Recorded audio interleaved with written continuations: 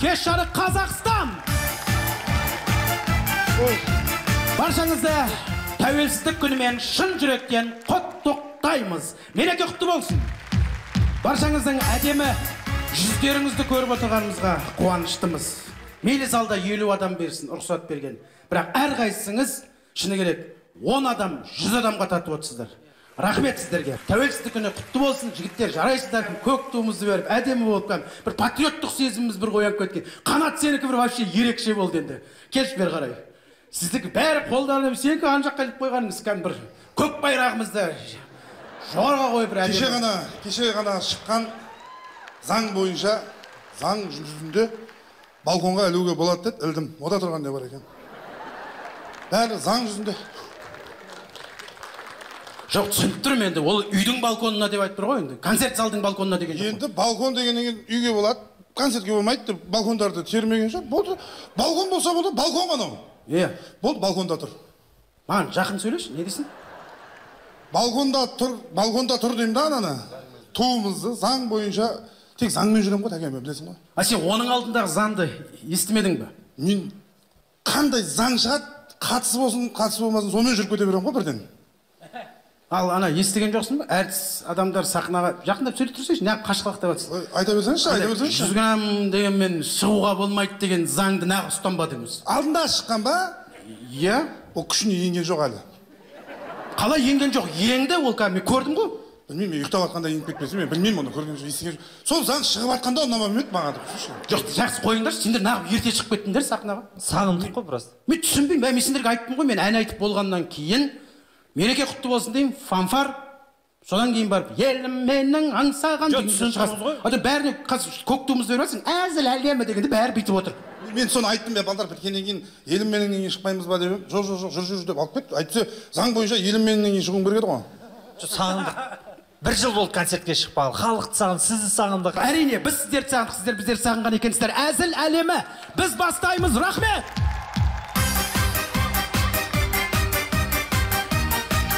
Бәрекелді, баршаңызды көріп отырғанымызға өте қуаныштымыз. Аллаға шүкір, өздеріңіздің жүздеріңізді көріп отырған. Мына жерде 50 адам болғасын ба, әрқайсымыз жеке-жеке амандасуға да болады екен. Қалыңыз қалай, денсаулығыңыз қалай, жақсы, амансыздар ма? Амансыздар.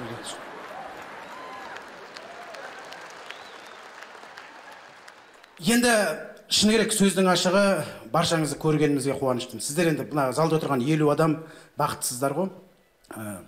Дамыған 50 мемлекет қатарында қосыламыз деп жоқ қой Қазақстан. Сіздер тура сондай Қазақстандағы 19 миллион халықтың ішінде 50 көрермен қатарына кіріп кетіпсіздер ғой сіздер енді былай қарап отырсаңыздар. Осы залда отырғандарыңыздың өзі біз үшін үлкен қуаныш. Аман болыңыздар, әрқашан осылай жолдарыңыз бола берсін. Ең басты денсаулық мықты болсын. Қанша көрермендеріміз бізді экран арқылы Қазақстан ұлттық арнасынан көрсе, сіздер бүгін міне бізбен залда ғана кездесіп отырмыз. 5 квадрат метр жерде жалғыз өзің отырсыз бар ғой. Былай құлап күлесіз ба, былай құлап күлесіз ба, сальто айналып күлсеңіз артыңызда ешкім жоқ, қысылмаңыздар. Жоқ, кейбір кісілер күлген кезде ішіне тығып отырады ғой. Айтып отырсаң, таңғалам бар ғой. Или камера түсіріп жатыр деп қорқасыздар ма? Шығарып кетейін деп отырады деп, мен шығарсайшы құрсын. Уа! Деп кәдімгі от души бар ғой. Мына стрессті шығару керек іштегі бар ғой. Қанша айдан бері жиналып қалған стрессті шығарып, бүгін кәдімгі еркін күліп отырғаныңызға мен тілектеспін. Өте керемет. Енді иә, карантин деп өзімізді баса беретін десек болмайды. Керісінше адам иммунитеті көтеру үшін кәдімгі көңілді жүру керек екен. Расымен, көңілді жүру керек. Сосын көп тамақ ішу керек екен. Диетаны ұмытыңыздар. Диета керек па, денсаулық керек па? Әрине денсаулық керек. Сондықтан да диетаны қазір айтады, көп әйелдер қазір диета ұстап, кішкене иммунитетін түсіріп алып жатыр. Фигура потом. Бірінші карантиннен өтіп алайық аман есен. Солай емес пе? Сондықтан да бәріміздің денсаулығымыз мықты болсын. Қазір енді бүкіл жердің барында маска ки деп жатырмыз ғой. Біз өзімізде қызық қалыппыз бар ғой. Соны білмей біреу үшін тағатын секілді көреміз ғой. Біздің артымыздан қуатта жүреді ғой. Тақ. Маска кіде деп. Біз өзіміз үшін керек қой деймін да сол маска. Біреу үшін тағатын адам сияқтымыз ғой. Расымен сондай. Негізі акасы бар ғой, масканы 2 сағат тағу керек екен. Сосын 2 сағаттан кейін басқа маска ауыстыру керек екен. Ауыстыру керек. 2 сағат тағады деп, көшеде 2 сағаттан шешіп тастап жүрмеңіздер, құрсын Тұрсынбек айтты деп. Ол өзі кәдімгі одноразовый деген бар ғой, бір рет қолданатын масканы 2 сағат сайын ауыстырып тұру керек. Ладно, күніне хотя бы 2 рет. Түске дейін біреу, түстен кейін біреу. Сосын үйге кіріп кетқанда масканы шешіп кету керек екен, оказывается. Кіріп кетқанда шешіп кету. Өйткені біз сол маскамен үйге кіріп кетеміз ғой. Ол не керек деймін де, күндіз маска тағып жүріп, бүкіл жерін жинап алып келіп, үйге алып келген. Еще ол масканы айтсайшы, басында ладно, маскадан қазір вообще Маскалардың бәрі дежурный болып кетті ғой. Дүкенге баратын маска бар. Бүкіл үй сонымен барып келеді сол маскамен. Ана маска жүндеп беті қыштатып уже бар ғой. Главный кіріп кеткенше сол маскамен кіріп кетсең болды, ары қарай әзер деп демің жетпей беті басы қышып кәдімгі. Еще кәдімгі ақшаны алады да бәрі нормально Каспий голдпен төлеймін ғой, маска берші дейді. Ол масканы оған дейін кім тағып кел, ешкім сұрамайды да тіпті бар ғой. Қазір тіпті машинаның ішінде отырған кезде бір жаққа шығып қалса, жолдас маған айтады, масканы бере тұршы, дүкенге кіріп шығайын дейді. Мен айтамын, сен қызықсың, может мен ауру шығармын, сен сонда тек әйтеу кіріп кету үшін біз үшін маска. Ана машинаны да ременді гаишін тағамыз ғой. Штраф төлеп жүрмес, айтпаса бірде болып қалса, вдруг маған керек қой деген нақ ойламаймыз деймін де. Маска да тура сондай ғой. Ең бастысы өзіміздің денсаулығымыз, ауырып қалсақ ешкім керек болмай қаламыз. Сондықтан да маска, дезинфекция жасап кәдімгідей сөйтіп жүру керек. Ең бірінші карантин болған кезде қандай болды деймін де. Түсінбейміз ғой, ондай енді бұрын сонда ондай көрмегенбіз ғой. Құрсын осыдан кейін де көрмей ақ қояйықшы. Бірінші наурыз, сәуір айларында деймін де. Есіктен шыға алмай қалдық қой. И өзімізде шықпай, даже терезе ашпай қалдық қой. Өйткені біреулер айтты ғой, ауада жүреді екен ол вирус деді ғой. Терезені де ашқан жоқпыз ғой. До того бар ғой, үйдің ішінде адам үйреніп қалады екен ғой, отырып бар ғой. Адам бәріне де үйренеді екенбіз ғой. Мә, до того енді 2 айдан кейін үйден шыққымыз келмей қалған айтсайшы. Жұмысқа барғым келмей қалды екен, адам жалқаулыққа үйреніп қалдық. Жатасың, тұрасың, рахат. Еще өйткені ішің удай ашымайды ғой. Өйткені бәрі үйде жатыр, рахат. Егер біреулер жұмыс істеп жатса, біреулер үйде отырса, ладно, түсінесің ғой. Еще терезеден қарап отырасың ғой. Көшеде жүрген адамды көре алмай қалдық қой. Мынау неғып жүр екен? Неғып жүр мынау? Деп бір машинамен кетіп жатса, мынау что-то машинамен жүр ғой, гаи қайда қарап отыр екен деп. Бір-бірімізді іздабайт етіп көршілер. Анар көшеге шығып кеттік, аулада балдар ойнап жүр деп. Сондай болып кеттік қой. Одан кейін әйтеуір майға қарай шықтық, бәрін ұмытып кеттік. Қазір вообще карантин жоқ сияқты сезініп жүр қой өзімізді. Сондықтан бірақ әлі бар. Сондықтан да негізі ана бірінші негізінде қатты қиын болды. Там дүкеннен бар ғой, тамақ алып келген адам кәдімгі бар ғой, бір опасный зонадан келген секілді. Оған ешкім жақындамайды, бар киіміңді ауыстыр, дұрыстап тұр, балдар ана жаққа барыңдар деп қой. Еще доставкамен алдырғанда да есік алдына тастап кете бер, Каспий голдпен аударып жіберемін. Сөйтіп глазоктан қарап кеттім ол кеткен жоқ па деп қой. Таза сондай болып кетті ғой кәдімгі бір. Ананы алып келгеннен кейін оған кәдімгі антисептик шашып пакеттің бәріне пыс ішінен каждыйын алып құрысын үйдің ішінде жеп отқан тамағының бәрінен антисептиктің дәмі шығып тұратын. Одан жайлап адам үйреніп кетеді екен ғой. Қазір наоборот антисептик жақ, маска ки деп кигізе алмай жүр. Масканың өзінде біз қазір қолға тағып алып жүретіндер бар. Оны білмеймін, қолдың қай жерін жұқтырмайын деп тұрған. Біреулер кәдімгі қыздардың өздері ана резинка ғой, шашына заколка қылып тағып жүргендер бар. Сондықтан да қай жерде жүрсек те әрине маска біз әлі де ұмытпауымыз керек. Біз өзіміз медицинаның өзін Кореядағыдай болғанды қаладық да. Бүкіл енді ақшасы барлар Кореяға барып емделіп келіп жүрді ғой. Бүкіл енді бәріміздің арманымыз, шіркін біздің медицинамыз Кореядағыдай болса, біздің дәрігерлеріміз Кореядағыдай болса, біздің бүкіл технологияның бәрі Кореядағыдай болса, бүкіл енді біздікілер рахат, басымызды қатырған жоқпыз, не істейміз? Алдық та министрді сол ұлттан отырғыза салдық. Ары қарай давай өзің істе, сондай қылып біз үйрене алмай жатырық, білмей жатырық деген секілді. Бірақ әйтеуір сол медицинамызда қазір дамып жатыр. Мен осы ақ халатты абзал жандарға алғыс білдіргім келіп тұр. Осындай қиын уақытта әлі күнге дейін жұмыс жасап жатқан. Біз бір масканың өзін таға алмай жүр. Ыстықтың өзінде, жаздағы ыстықтарда олардың киімдерін көрсеңіздер, басынан аяғына дейін бүкіл ана аспанға айға ұшатын космонавттардың киімдері секілді. Ана масканың өзі анандай ыстықта демалса жаңа пар болып қалады, қыстың өзінде бу болып қалады, ауа жетпей, бірақ соның өзінде жұмыс істеп жатырған ақ халатты абзал жандарға, ұстаздарға мен алғысын білдіріп отыр. Әр баланы мектептің өзінде тыңдата алмай тұрған балдар, ана бір бала кіреді, шығады, сен неге мамасына звондайды, ана балаң шығып кетті сабақтан кіргізсін деп, ана бала әйтеуір бірдеңе таппайды, мегабайт бітіп қалды дейді, анау өтіп қалды дейді. Осындай қиын уақыттан аман есен өтейік, барлығы жақсы болатын керемет заман келсе екен, ұл қызымыз мектепке барса екен, барлығымыз жұмысымыз барлығы жақсы болып, осындай көңіл күймен отырайық. Жақсы, енді бүгінгі кеште білесіздер, әдеттегідей театр актерлары кезектен кезек әзілдерін орындайды болады, арасында енді эстрада жұлдыздар бар, осы 2 сағаттық мерекелік концерт сіздер үшін. Бірінші болып кешімізді бастайтын театрымыздың жас актерінен бастайық. Қарсы алыңыздар, Мейіржан Алтыбаев.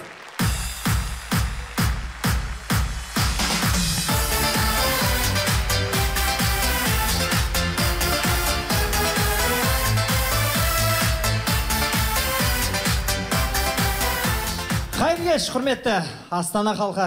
Кеш құтты болсын, мерекелік кешке қош келдіңіздер.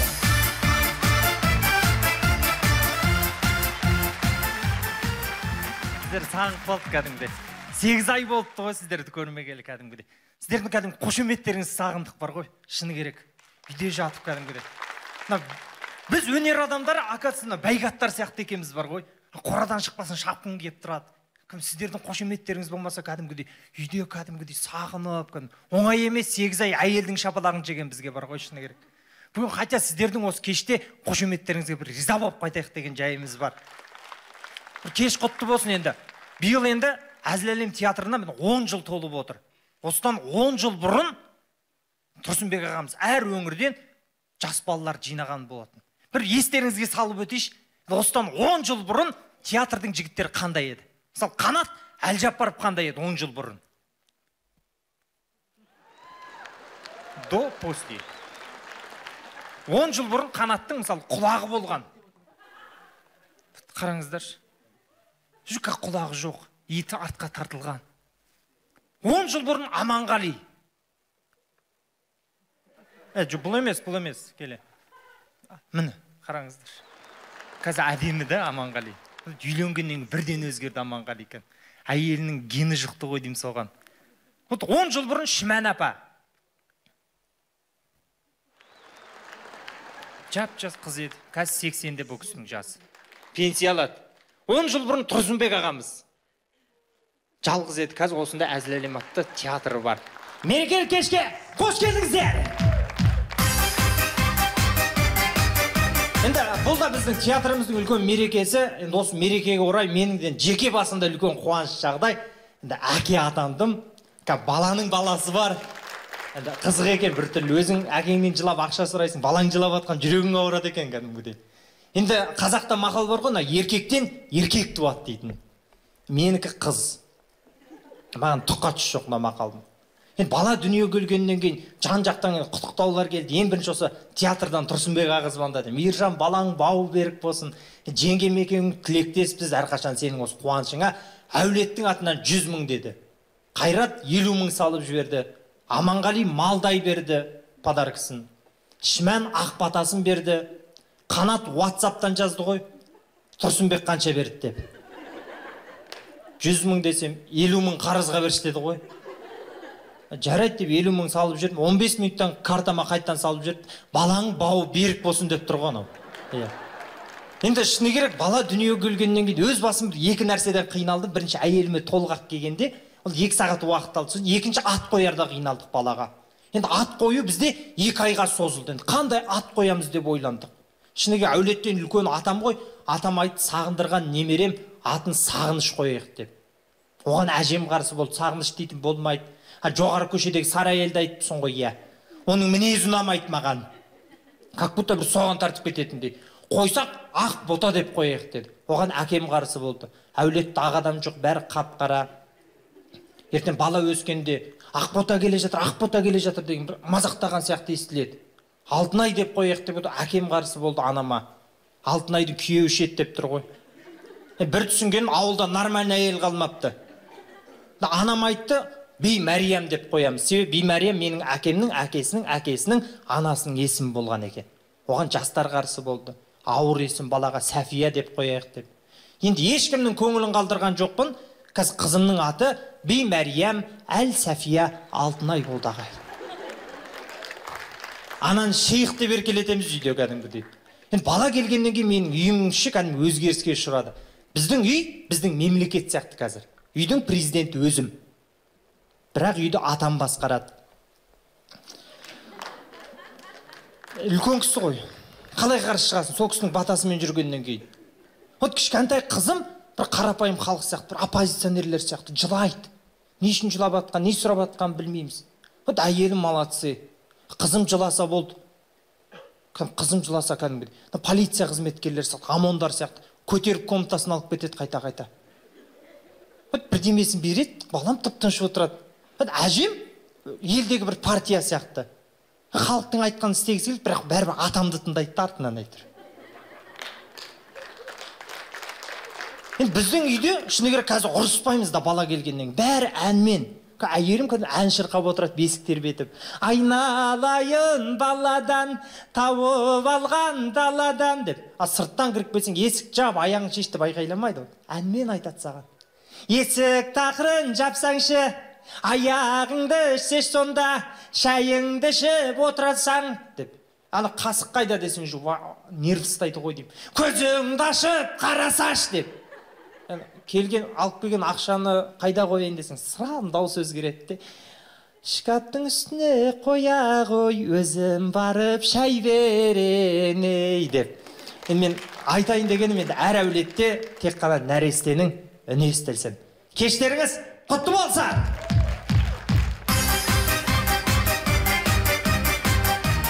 Ал кешімізді жалғастырамыз. Театрымыздың үлкен буынына кезек берейік.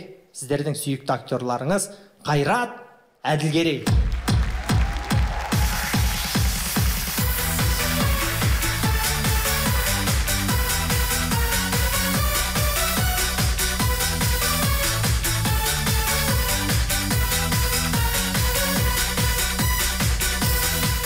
Ассалаумағалейкум, кеш жарық Елорда, мереке құтты болсын!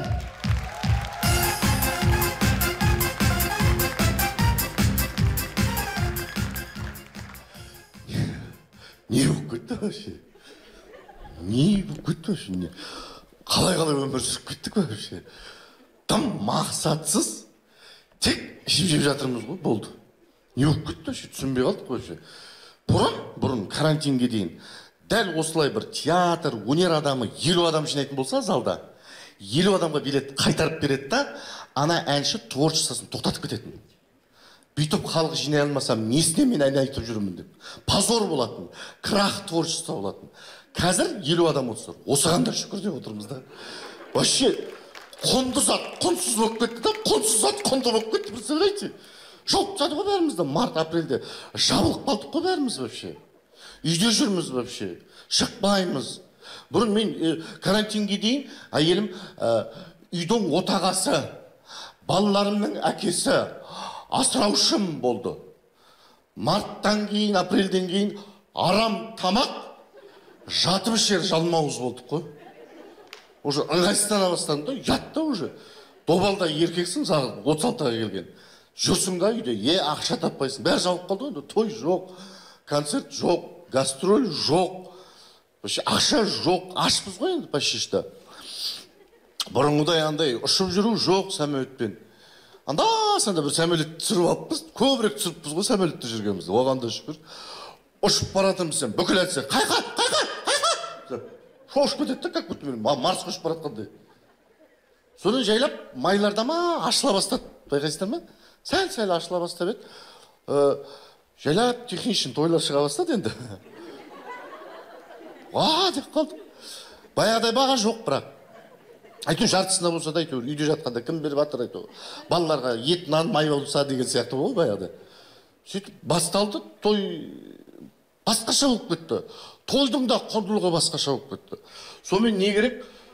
Күн жылғанға дейін той жүрді, сосын тоқтап қалды резко. Қайтадан ашаршылық басталды. Балаларым салбырап түрлері. Қатын тұра біршіп кеткен андай. Уже ұнамай бастады әйелім. Сыртқа шығып басқа біреуді десем, ешкім жоқ, шықпайды ғой енді бәрі карантин. Қайттан ашаршылық келе бастады. Зұлмат, жұт, қайғының қара бұлты төнді басымызға десең, ойнайтым. Бәрі қарасам, бәрі бизнес аша бастады. Біреу суши, біреу қымыз, біреу құрт, біреу косметика. Сол кезде бүкіл әртістер өзінің дипломы бойынша жұмыс істей бастады. Сөйтсе, біреу зоотехник екен, біреу стоматолог, біреу вообще гинеколог, көп енді өзінің направлениесіне кете бастады.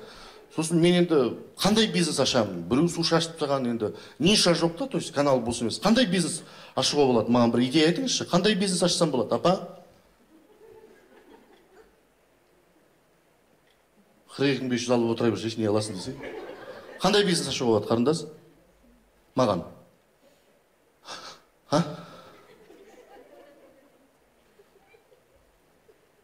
Вообще бизнеске қатысы жоқ екен ғой сен. Тек қалай концерт ешкімді кіргізбейді? Онлайн концерт? Қой олай болмайды. Қандай бизнес, апа? Ну, здрасте. Вообще мен түсінгенім, кеше заң шықты ғой, жыныс ауыстыруға болады деп. Мына заңды көп күткен сияқтысы ғой, қатты күлдіңіз ғой сәлсен. Сол екі ортаға делдал болсам ба деп отырмын да, клиент тауып беріп, сондай клиентке, құдай сақтасын.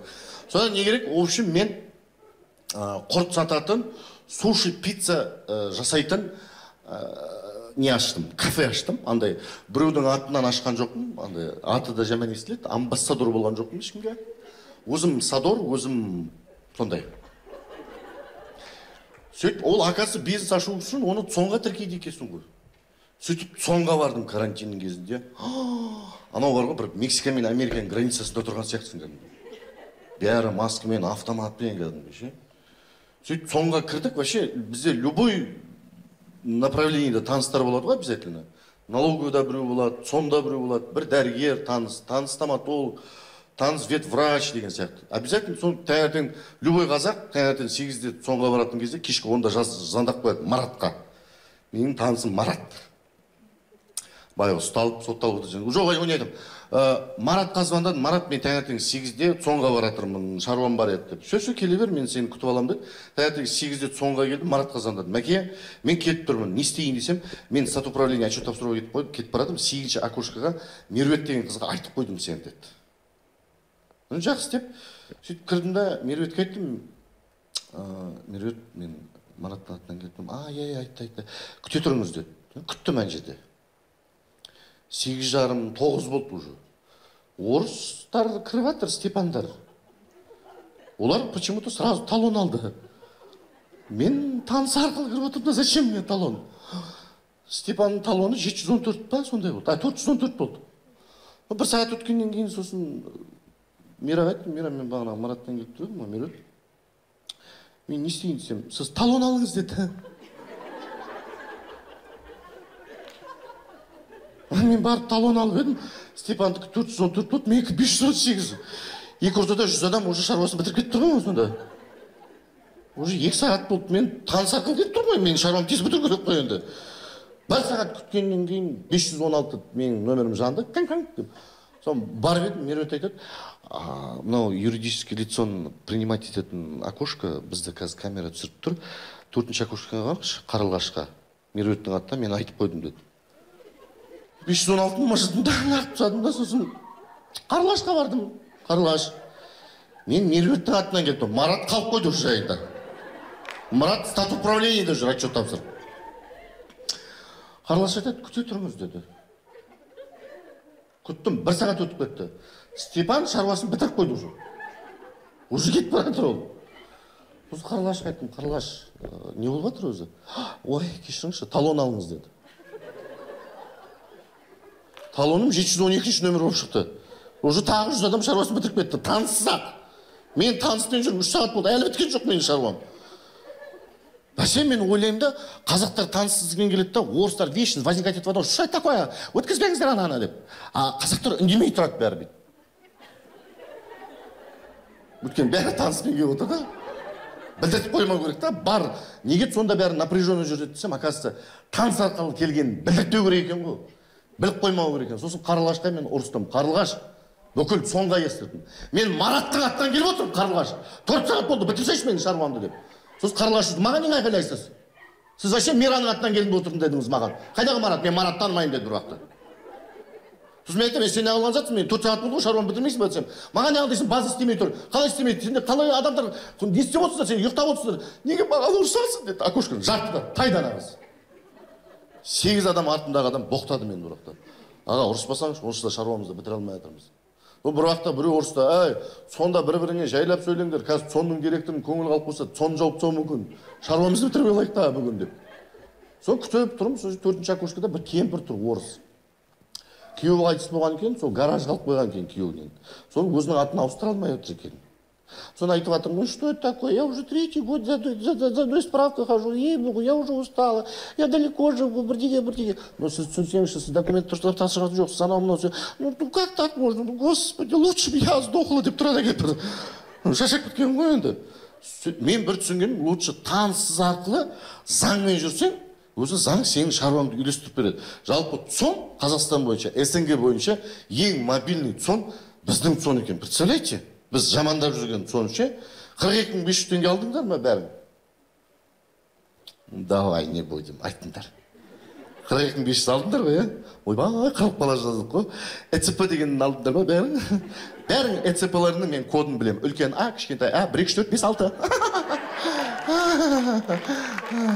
эцпларымды ашып жіберіп 40 000 өзіме аударып алайын ба десең. Сөйтіп, в общем, немді, бизнесімді тіркедім, суши пицца аштым. Бұйыртса хабарласыңдар, жарнама, суши пицца мен сатам 2000 теңгеден. Егер мен доставка жасайтын болсам 3000, сол пиццаның коробкасын ашып беріңіздер десең 3200, кесіп бер десең 4000, кесіп тарелкаға салып бер десең 5000-ға істеймін ол услуганы. Біз асығып тұр едік, балаларымызға қарай тұрасыздар ма десе 7000. Короче, любым способмен ақша табу керекпін. Вот. Представляете, біз сондай дәрежеге жетіп қалдық ғой, құдай. Бәріміз осындай болып қалдық. Сондықтан да мен ойлаймын, келе жатқан 2021 жыл ғой, сиыр жылы өзі сондай сүтті жыл ғой, біз берекелі болсын жылымыз, мерекелі болсын, мына індеттен тезірек құтылайық, бұрынғы заманымызға қайтып келейік. Еліміз, заманымыз тыныш болсын, мереке құтты болсын, тәуелсіздігіміздің тұғыры биік болсын, берік болсын.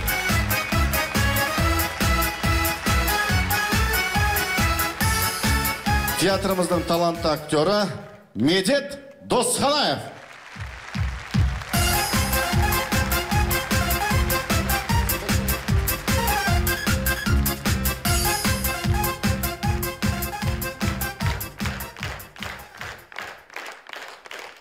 Ассалаумағалейкум, Елорда, мереке құтты болсын.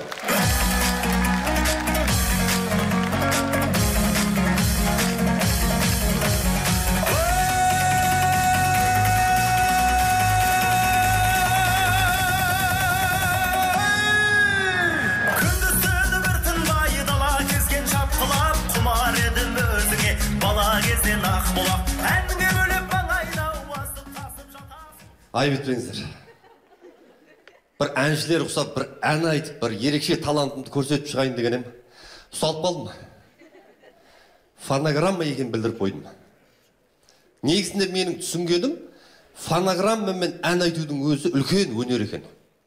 Рас. Біздің сонда Қазақстандағы әншілердің біразы кәдімгідей талантты, өнерлі болып тұр ғой деймін да. Әншілеріміз фонограмма екен білдірмей айтады ғой халыққа. Тағы да бір әнді айтса мейлі ғой, бүкіл концертті білдірмей айтып береді ғой. Сосын бір әнді жанды дауысты айтып болғаннан кейін, екінші әнге айтатын кезде, екінші әнді айтатының алдында тірідей жанды дауысты айтқанда ентігетін қайтесін олардың. Айбетпеңіздер, кішкене шаршап қалдым деп халықтан гүл алып, су ішіп. Ол неге жанды дауысты ән айтып шаршап қалмаған? Ол билеп шаршап қалған да. Сосын енді бүкіл әншілердің барлығын айтпаймын. Қазіргі таңда жаңадан шығып жатқан жас әншілерге таң қаламын да мен. Сахнаға шығады да ассалаумағалейкум, қайдасыздар дейді. Естілмейді дейді. Алматыда концерт беріп жатса, Алматы қайда дейді. Егерде сахнаға Нұрғали Нүсіпжанов атамыз шығып, естілмейді десе, онда түсінуге болады. Рас, ол кісінің жасы кеп қалған, қанша өнерге еңбегі сіңген, болмаса Бибігүл Төлегенова апамыз очкимен шығып, көрінбейді десе түсінуге болады. Жоқ, жас әншілер сахнаға шығады, естілмейді, қайдасыңдар, көрінбейді деп. Қазіргі әншілердің бәрі соқырым болғауыма неме болып кетті өзі деймін да. Енді бұның барлығы қалады. Неге? Өйткені жақында заң шықты. Фонограммамен ән айтуға болмайды. Сахнаға ішіп шығуға болмайды. Айтпақшы бүгін Қанат Әлжаппаров шықпай қалуы мүмкін сахнаға. Ойнап айтам. Және де ерсі қылықтар көрсетуге болмайды дейді. Әдемі заң ғой, күшті заң. Осы заң қабылданған кезде көп, барлығы емес енді, көп әншілер журналистерге сұхбат берді. Неге ондай заң шығып тұр? Сонда бізді жанды дауыста ән бере алмай ма, ән айта алмай ма деп, концерт бере алмай ма деп бір-біріне сондай сұхбат берді. Айтады әншілер, біз жанды дауыста концерт бере аламыз дейді. Бірақ бізде жанды дауыс концерт беруге дворецтегі аппараттар көтермейді, шыдамайды дейді. Баяғы 98-96 жылы емес қой. Баяғыда 96-98 жылдар естеріңізде болса, аппарат шымда да көтермейтін, жарамайтын. Бірақ сол кезде әншілер тірідей жанды дауысты ән айтады. Ортада алдында тойда Ямаха тұрады. Анау ән айтатын жігіт ортаға келеді да, жайлап клавиш жаңғасына келіп бастайды. Бәрекелді. Қайырлы кеш ағайын, ардақты ағайын. Тойларыңыз құтты болсын. Тойға ұлассын. Әдемі ән сіздерге 30-дан асып барамын. Кеттік.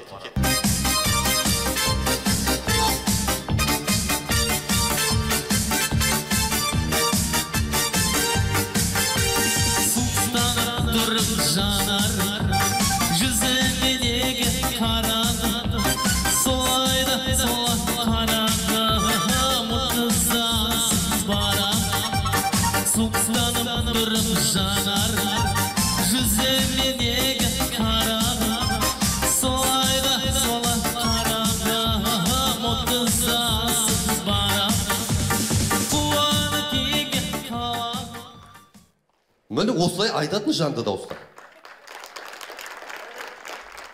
Өлеңнің 2 куплеті аппараттың түбінде өтіп кететін еді ғой.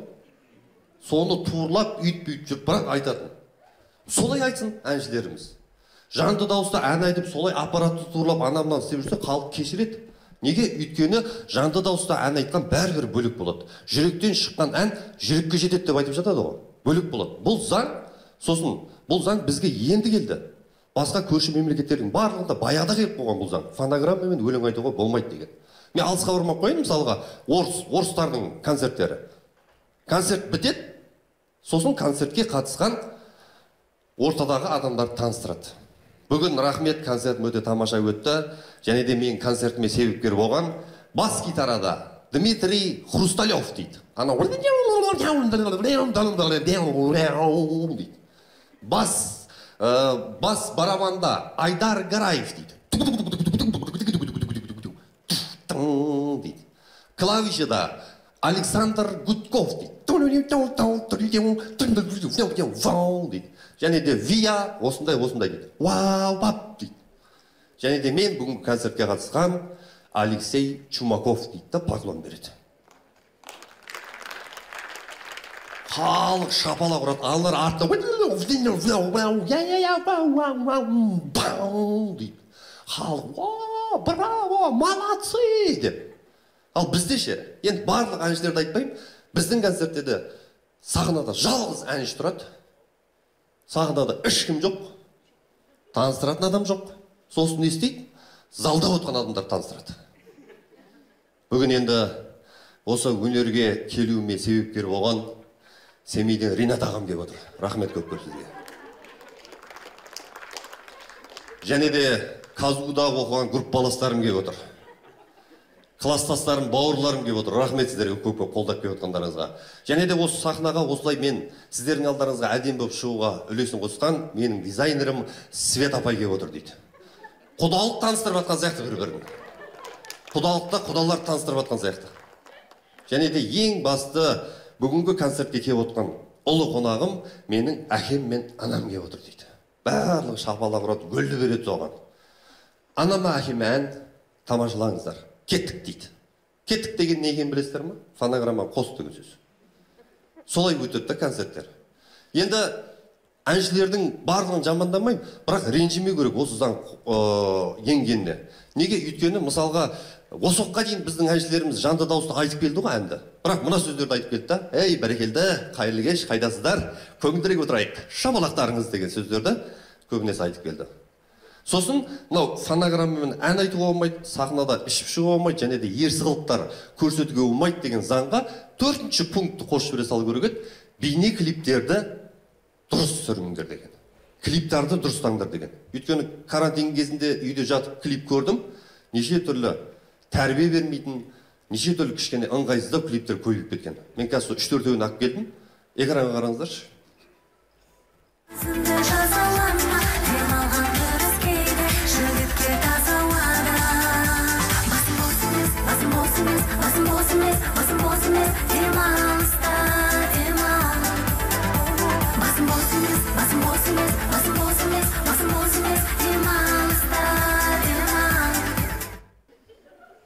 Қасында бір 100 адам жүрген сияқты. Неге? Басым бос емес, басым бос емес, басым бос емес. Сөзін тыңдадыңыздар ма? Демалыста демал дейді. Демалыста демалмағанды естисің енді. Жүріп айтып жүріп. Біріншіден басы бос емес қыз, басында орамал болады. Қасында күйеуі болады. Дұрыс қой. Сосын көшеде өзімен өзі басым бос емес дей бермейді.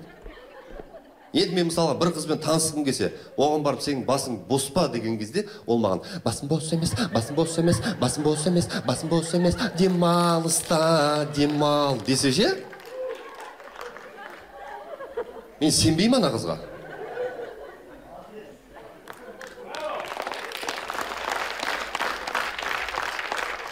Рас.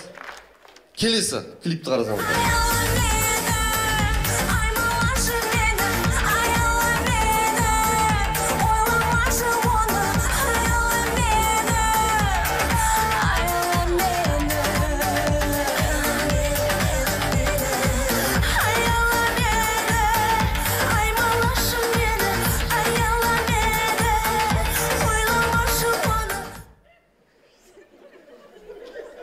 Әннің аты «Аяла мені». Аяла мен деп анасын айтуға болады, әкесін айтуға болады. Өзім күйеуін айтып түсіруге болады да клипке. Туфлилердің арасында жатып алып, «Аяла мені, аймалашы мені» деп. Неге солай деймін да? Көп туфлидің арасында жатып алып айтып отырамын. Мүлдем келмейді ғой, клиппен ана ән сәйкес келмейді. Ана дауысын өшіріп тастайтын болсам, не ән жайлы, туфли жайлы деп ойлайтын шығарсың ана әнді.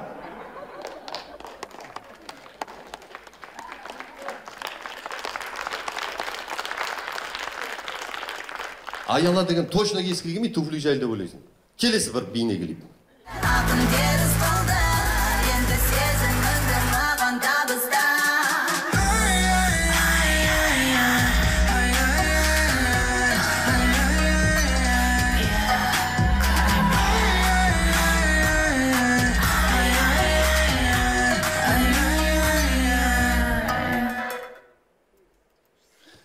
Қазір операторлардың бәрін мас болып түсіреді ау деймін осы, Өйткені негізінде камера биік деңгейде түсірілу керек қой. Жоқ, ана мас болып отырып қалғаннан кейін артынан ай деп амал жоқ қуып жүрген сияқты артынан. Сонымен бірге айналып бүйтіп оу деп. Барынша жерге жабысып бара жатыр ғой деймін да біздің қазақтың қыздары. Сосын байқасаңыздар, біздің мына жердегі клиптердің барлығы өте бағалы, қымбат бағаға түсірген клиптер. Сонша бағаға қымбат клипті осындай дәрежеде түсіргенше, одан да ешқандай ақша шығармай, қиналмай, мынандай клип түсіре салған жақсы ғой. Сөзіне сенбейсің, жанымды өртейсің, көңілде өрлейсің, қара көзім, теңіздей мөлдірсің, ертегі қорқырсың, қызығы бітіресің, мың бір күннің. Баре?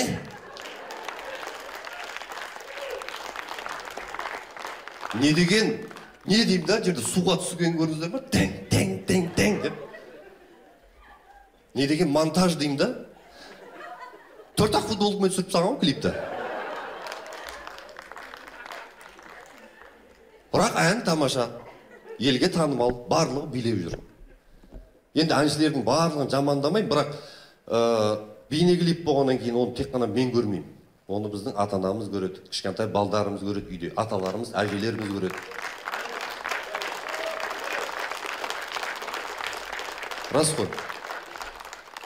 Сосын жанды дауыста мен өзім армандаймын да, жанды дауыста концерт берсе, бейне клиптеріміздің барлығы тура әдемі болатын болса, біз Құдай қаласа одан да мықты мемлекетке айнала береміз деп. Рас. Францияда Әміре Қашаубаевтың дауысы қалған дейді. Францияда Әміре Қашаубаевтың фонограммасы қалған деп айтпаған. Дауысы қалған деген. Сондықтан да даусымыз жанды, өміріміз мәнді болсын. Рахмет көп.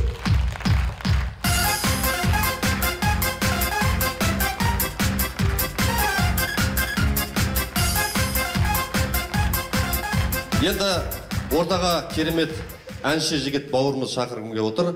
Қазақ эстрадасының жарық жұлдызы Рахымжан Жақайым.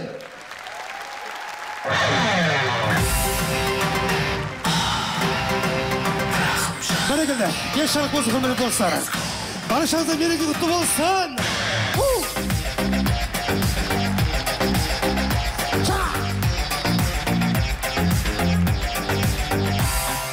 Қарап тұрсам тағы, өмірдің көп қойсаңы, қызықтың алды бәрі.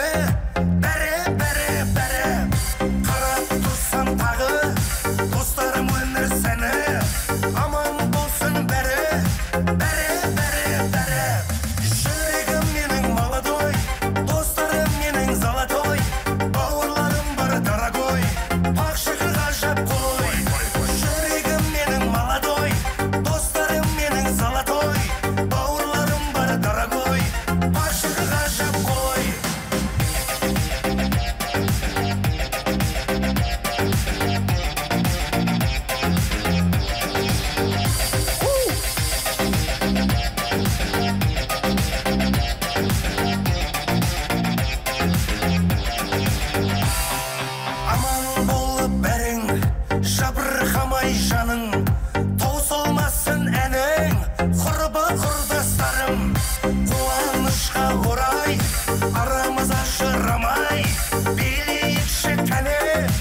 Аса, аса, опа.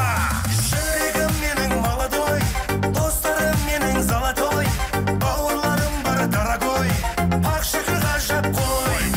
Жүрегім менің молодой, достарым менің золотой, бауырларым бар дорогой, ақ шикір ғажап қой.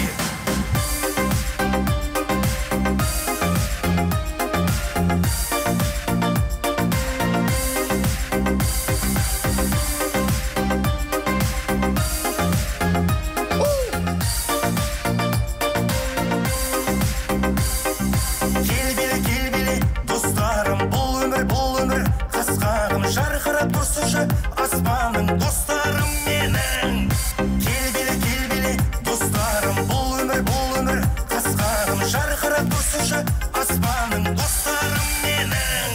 Жүрегім менің молодой, достарым менің золотой, бауырларым бар дорогой, ақ шикір ғажап қой. Жүрегім менің молодой, достарым менің золотой, бауырларым бар дорогой, ақ шикір ғажап қой.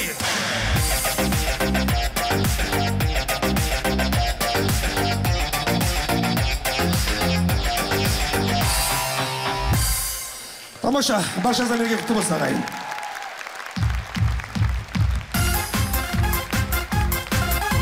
Рақымжан Жақайым.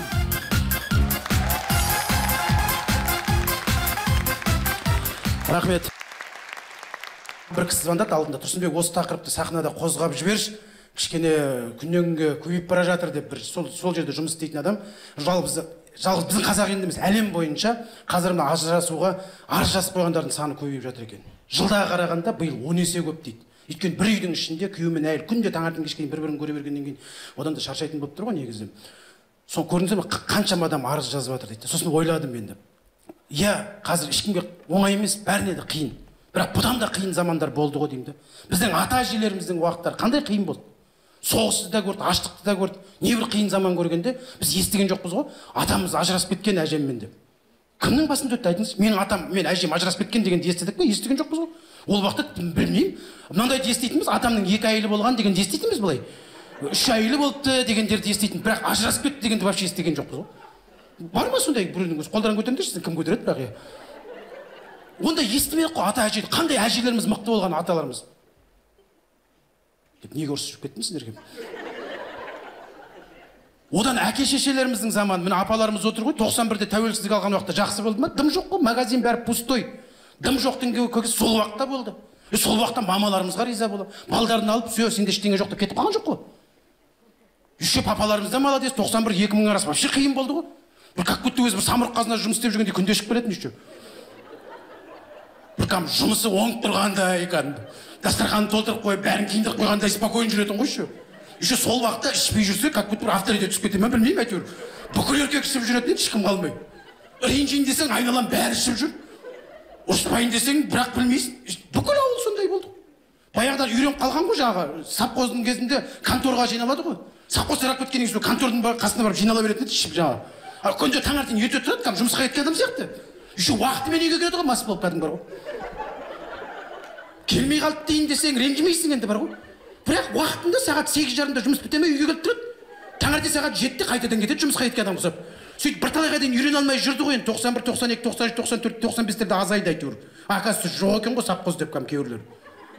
Сол уақытта мамаларымыз таңғалам бар ғой. Асырады. Әкелеріміз де түсінді. Жұмыс жоқ деп. Сен бет сөйт деп ер азаматтарын базарға шығарып жүрген жоқ. Өздері ала домбырасы, жаңағы дорбасын арқалап шықты. Үйдің ер азамат деп сыйлады. Қанша ішіп тұрса да, кәдімгі молодец. Мамаларымызға ризамын бар ғой.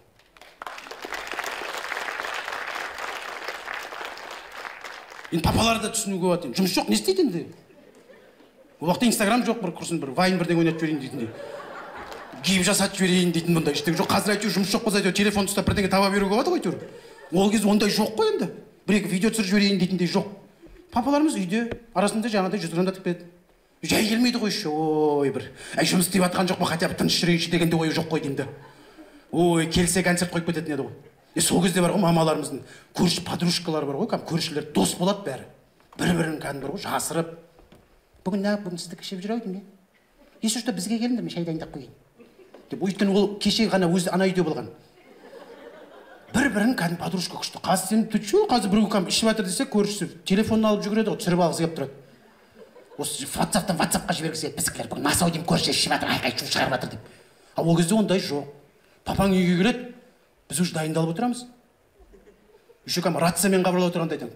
Серікбайдың үйінің қасына жатыр, Серікбайдың үйінің қасына келе жатыр. Серікбайдың қасына жатыр, уже Мұраттың үйіне қасына жақындады. Папа Мұраттың қасына жақындады деп. Уже жақтан кәдімгі спецназ керек емес деймін кәдімгі бар ғой. Бәріміз дайындалып жатамыз кәдімгі. Сонда мамаң кішкене өтеді, Серікбайдың үйінің қасына құлап қалса екен деп жаңағыдай. Үйге жетпей қалса екен деген арманда өйткені. А папаң тетче ол жетпей, целіне жетпей қоймайды ғой олар ғой. Папаң деген до конца бару керек ғой. Үйге жетеді, көшеде жатыр деген естімейсің, молодцы. Қалай үйден кетеді, солай келеді. Чуть-чуть былай бүйтіп келеді, бірақ нормально келеді. Сонда үйге папаң ішіп келгенде бүкіл білмеймін, үйдің кенжесі болады ғой. Именно неге соны тыңдайды деймін де.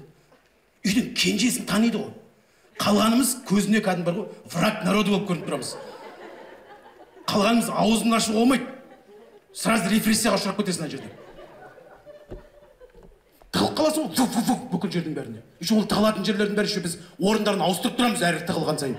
Өйткені бір жерге тығыла беруге болмайды, тау болады уже. Сосын не керек әйтеуір, мамаң бір жақта, анау бір жақта бәріміз қашып тығылып жүресің де, папаң әйтеуір үйден кенжесі ұйықтатады үйді. Сигнал береді. Деген секілді жаңағы. Сосын бәріміз біреу ауылдың сыртында жүріп вообще бар ғой, неғып жүрді шеш вообще. Анжар мына жерден шығамыз, үйге қарай келеміз, онда да не уверенно. Есік үйден кіріп тыңдап тұрасың. Вроде нормально, қарайсың, папаң ұйықтап жатыр. Ең празднигі, папаң ұйықтап қалып, шай ішіп отқанда, өгізге праздник жоқ қой енді. Папаң ұйықтап қалғанына праздник үйдің ішінде. И бәріміз де ыммен, жыммен тамақ ішіп отырамыз. Өткен оқиғаны айтып отырасың, жаңағы өткен. Сен қай жерде болдың? Сен вообще көрмегенді қай жерде болдың? Яла дені артындағы не бар ғой, ағаш бар ғой, сол артын отырып қалған, папа кетіп бара жатыр да, мен көріп қоямын деп ойлағанмын, көрмегенмін деп кәдімгі. Сонда деймін да, біреу астаудың астында, папаң артыңнан қуып жүр. Мен енді түсініп жатырмын да, может деймін да мен, ол бізді құшақтағысы келетін шығар. Может бізді құшақтап бетінен сүйгісі келіп жүрген шығар. Біз тек театр десе қаша беріппіз ғой. Может бір от души құшақтап балдарым деп бір еркелеткісі келетін шығар. Бізді қаша бергенбіз де. Мамадан сөйтіп, мама сен қайда отырсың? Мен Сәлимәнде шай ішtim дейді. Сен де бәріміз қашып жүргенде неғып жүрсің деп. Енді сен көрсің неғып жүрсің? Сөйтіп жатқанда ана история естеді, мынау история естеді, біреудің дауысы шығып кетеді.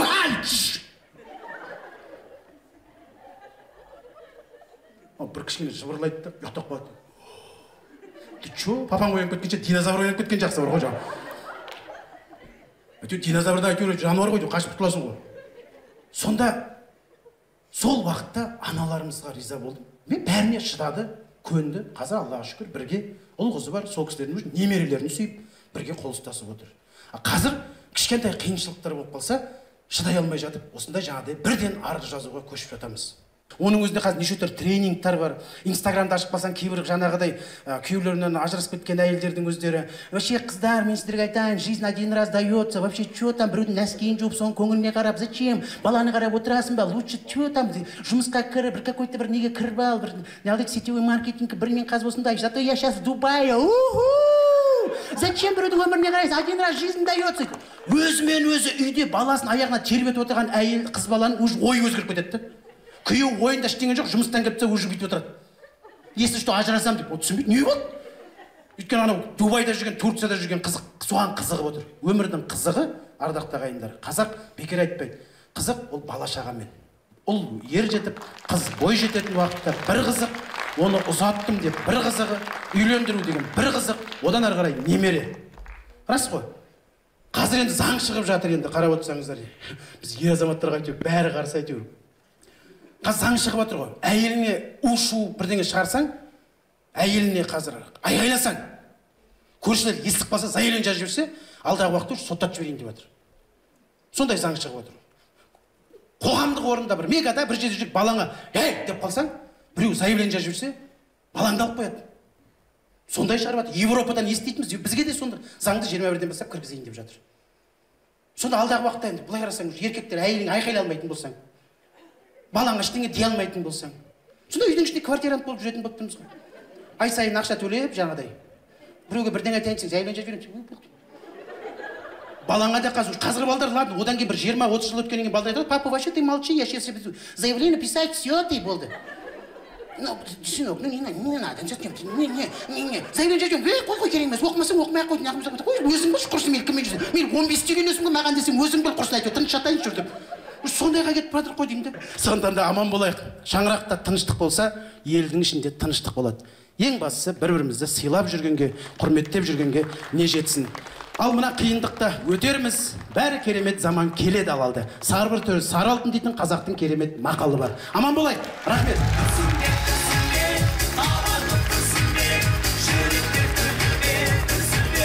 Рахмет, жалғастырайық. Келесі театрымыздың актері, ол әрі парадисі Аманғали Сыпабеков. Қарсы алыңыздар.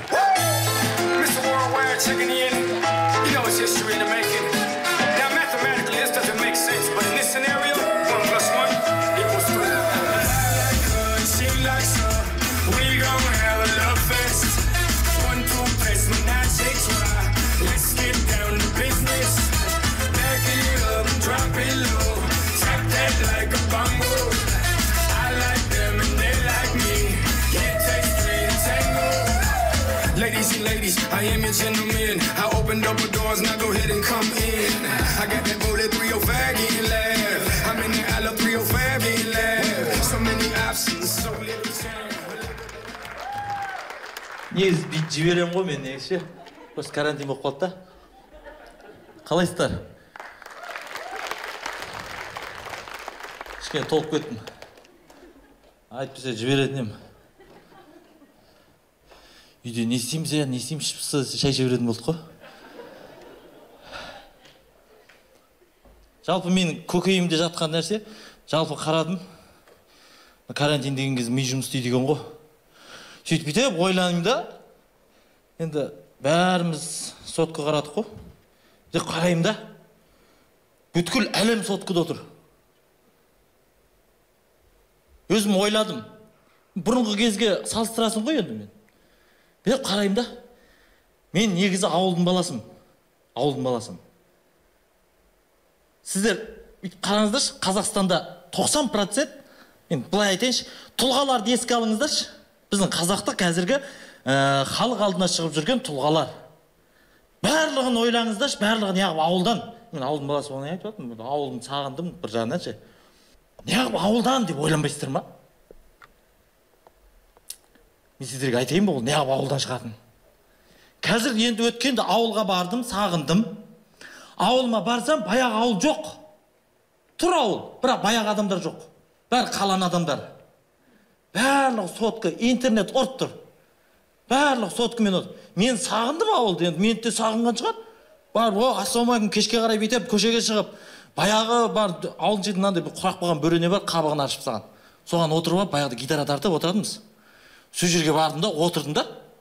Қасымда баяғы адамдар просто басқаша өзгеріп кеткен да. Үшкейт деген братандар отыр. Братан, ассалаумағалейкум. Братан, мен қандай Айжарық енді. Братан, мен ғой Аманғали. Қалай енді. Түк қызық емес ауылда. Мен өзім ойлаймын.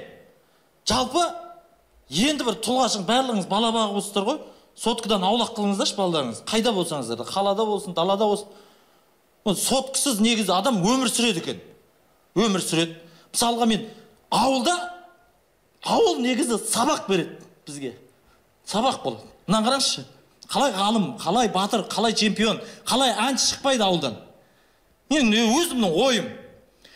Қазіргі заман болса, жақсылық деген үйіне баратын болсаң, соткамен SMS жазып бересің. Жақа, мен қазір 15 минуттан кейін үйіңе барам, итің байлақ қой. Түк қызық болмайды ғой. Оқиға жоқ. Бізде бұлай болатын. Қап-қараңғы ауыл. Тым-тырыс, свет жоқ. Ол кезде қазір сотқа ма, ол кезде соткада жоқ қой. Бір таяқ қолыңда. Жағаның үй жағына келе жатсың, жақсылық жақа дейміз. Жағаның үй жағына келсің, кластасың ғой, жақсы көрем. Келе жатсың.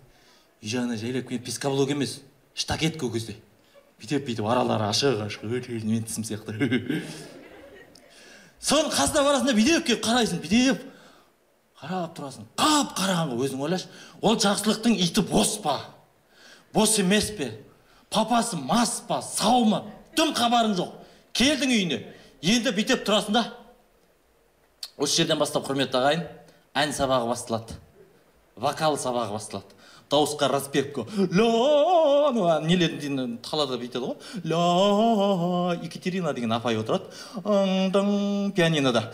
Ла, дрың, ла, дрың, ла, десе, ауылда әширақ.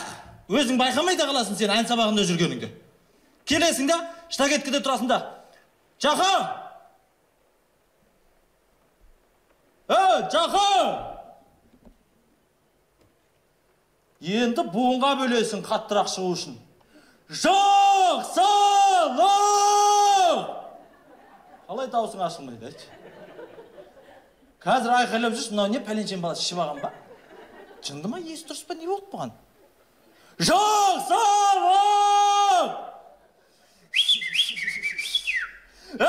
Жақсылық!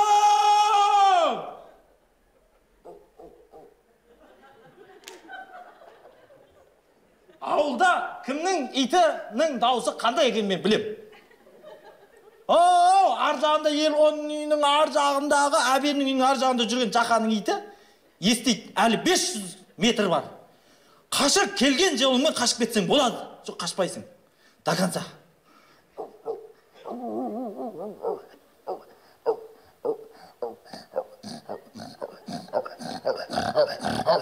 Жақсылық!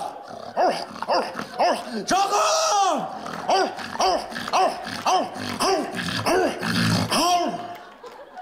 Ойбай, штагеткінің қасын тұрым ғой мен. Өзің ойлашы, сөгездегі иттерше дәу болатын. На жерінен келетін мен. Дәу болатын. Елей бойым кішкентай болды ма ол кезде? Дәу болатын. Мен басынан екеу келеді ана ит.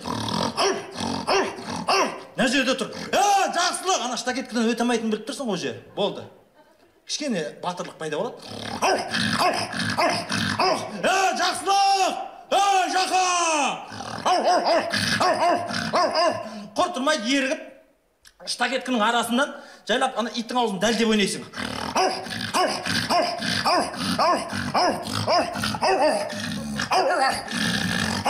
Жақын!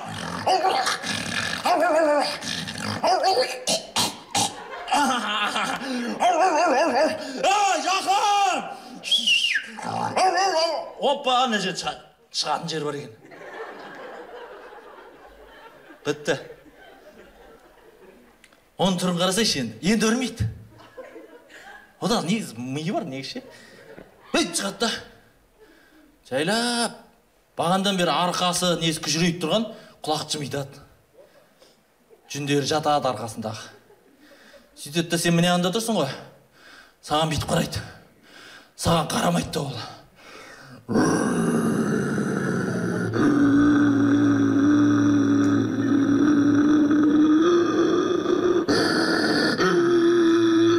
Мен мына жерде қап кеткенім, алдында тұр басым.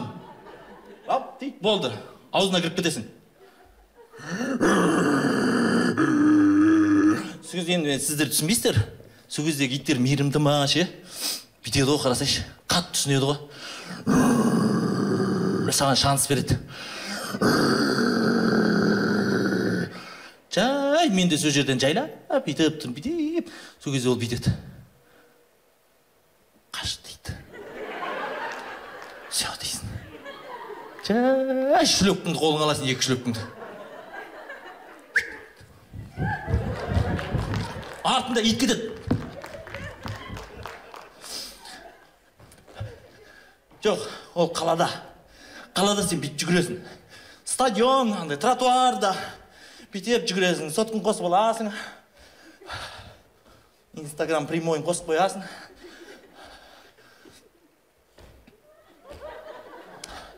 Құрметті достар, салауатты өмір салты. Денсаулық. Мен спортты бастадым. Бүгіннен бастап сіздерге де совет беремін.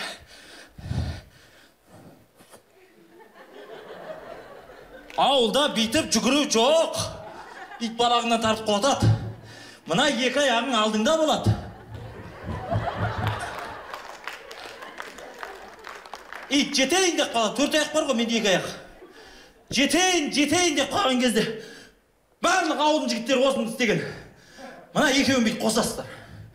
Бүйтіп басыңды бүйтіп көтересің да, иегін сәл көтересің жоғарғы. Сөйтесің да, мына екі қанат пайда болады, мына екеуін ашасың. Мына екеуін ашасың да, осы екі қанатпен желді жарасың.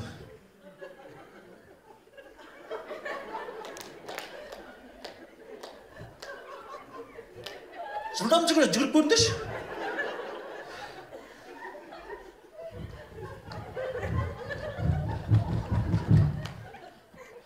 Білем, ауылда 100 метровка ғой, негізі 100 метровка емес, 1000 метровка. Кетесің, білем, ауылда айналып жүгіріп кетсің, қап-қара. Ана итте қалмайды артында. Дыбысын шығармай жүгіреді артында. Пытыр артында жүріп кет. Деп жүгіріп кетіп барсаң, жақа басқа иттен қашып келеді аяқтан. Үйінде емес екен да. Жақаның итінен деп біреудің үйінен аттап, огородынан өтіп деп өшіп бүйтіп. Тоқтап. Мә өліп қалшы дедім. Нем бар еді соның үйіне барып. Барғанда не істеймін бәрі. Бармай қойып өргет деп тұрсам, мынандай жерде екі қария тұрады. Осы жерге дейін құрметті ағайын сіздер байқамай қалдыңыздар. Дене шынықтыру сабағы болды. Пожалуйста, чемпиондар қаяқтан шығады. Не ақ шығатын? Енді қараңыз, осы жерден бастап тарих шежіре сабағы басталады. Оны бастайтын екі қария. Ей, не болды жын ұрғандай түн ішінде? Не бағаласып жүгіріп жүрсің? Қашып келдім. Қайықтан қашып келдім. Иттен қашып келдім. Қасындағы көршісі тұрады. Кімнің иті ол? Жақсылықтың иті. Қай жақсылықты? Әбен болады. Әбен қай жала? Пәлежі ма, оның қайсы иті? Ал, пожалуйста. Көк иті. Сары иті шығар, сары иті бұлдыр өліп қалды ғой. Бұл, анау, кім үйінің, біздің ауылдың шет жағында кім бар емес па? Жарқынбек. Жарқынбек итін әденге берген ғой. Әденнен қызынан туылған бұл күшік. Әденде қызы бар еді ғой бұның. Ал, пожалуйста, шежіре саған. Қалай миың дамымайды, соның бәрін бейт. Сонымен содан кейін хореография деген сабақ болады. Хореография, свет жоқ, не жоқ. Мынандай баспа құдық жоқ. Бүйтіп айналдыратын құдық жоқ. Ауылда 150 қой бар, 6 сиыр бар. Сиыр страшно ішеді ғой суды. Сөзде не апы, сол қорған қасына самаған деймін де, мен әлі ойланам. Құдықты ше? Құдықты үйдің қасына сақ болған. Сол құдықтан суды адам емес, мал көп ішеді ғой негізі. Малға су тасы, пожалуйста. Мынандай жер құдық. Ана құдықтың судың асты, ана 10 метр жерде. Соған шелекпен су тастайсың. Шелек тастайсың.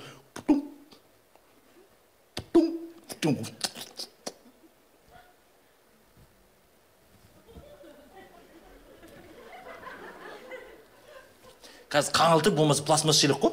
Ол кезде темір шелек. Темір шелектің өзі 5 кило береді. 15 кило. Мен өзіңе жет оқимын ол кезде. Жап-жас баласың. Екеуін көтересің, сен де, пожалуйста, мынандай танго сабақ болады. Мына таз дей ма, не дейді мынандай? Мына жаңа би содан мынау. Екеуін ұстайсың. Айда, танго, ча-ча-ча бастылады.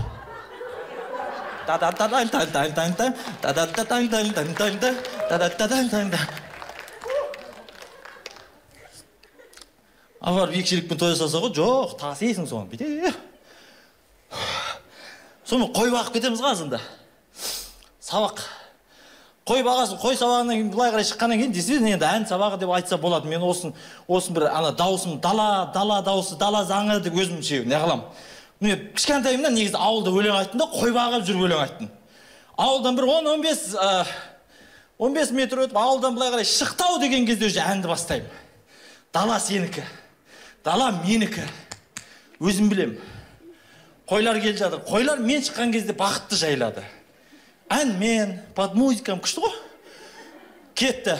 Жазира, жасыл кілем өрнектеген туған жерге дариға. Жер жетпеген сар жайлауым. Саумал бұллақ баудайдар, салқын самал баурайларым. Ешкілер күшті жайлады.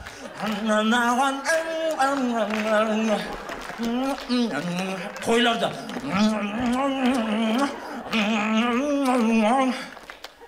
Сосын мен қуам дегенше. Негіз, қазір ойланам, қазір қуады екен ғой деймін да кішкене. Телевизорда өзі бір-ақ сағат свет жанатын еді ғой, сол кезде мынандай кино болатын. Асыл жанды Анна деген кино болатын.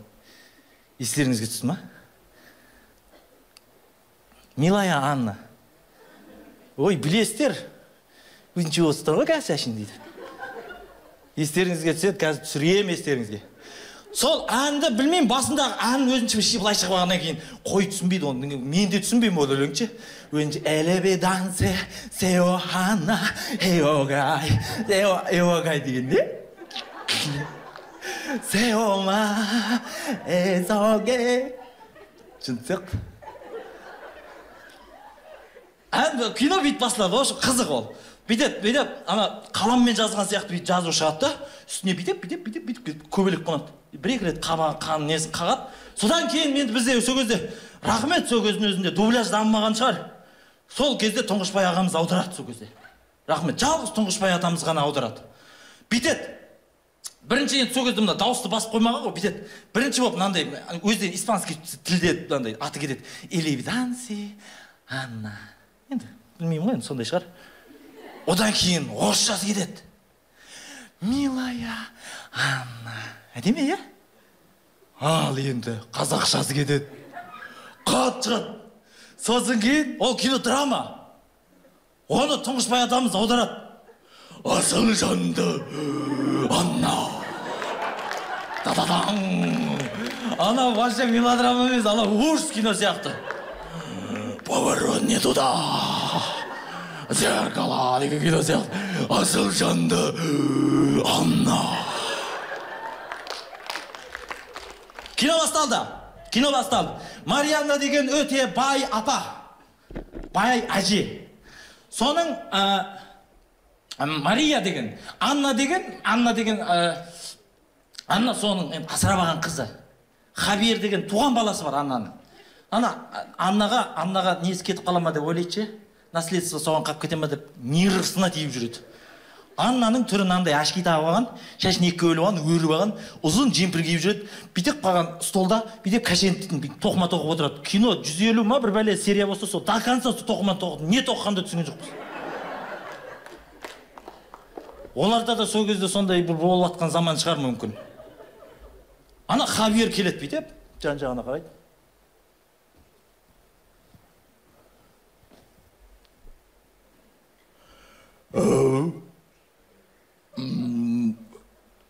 Сен білемісің анда? Сенің шешең Мария өте оңбаған мейірімсіз, қайырымсыз адам. Сол кезде Анна бүйтеді. Бүйтіп тоғымазды. Неге Хавьер? Менің шешем Марианна өте мейірімді, қайырымды адам. Деген кезде Тұңғышбай екен бір қоямыз. Қыздардың да дауысын Тұңғышбай атамыз аударатын еді ғой.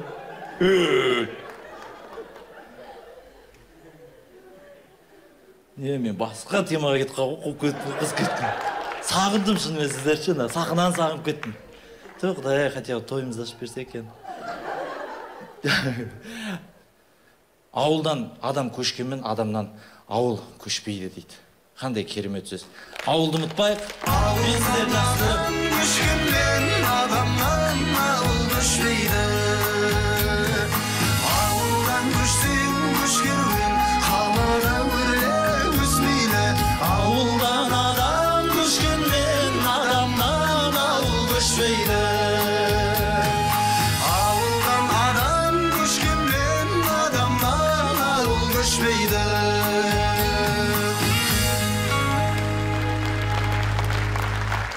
Алдарыңызда Мақсат Базарбаев.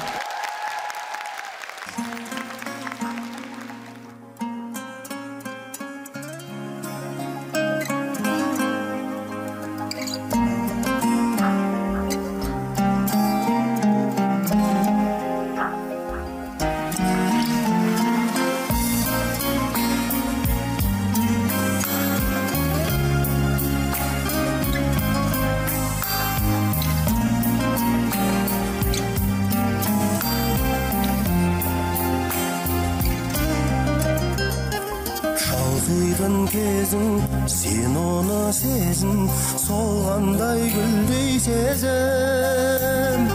Кінәлі өзің, кеш қалды сөзің, уақыттың емшісі тек төзім. Кінәлі өзің, кеш қалды сөзің, уақыттың емшісі тек төзім. Көтергін басты жасыма босқа, жылатып айтар сенгейсің досқа, нәп-нәзік сұлу сен сүйген ару, арманы бөлек, талғамы басқа.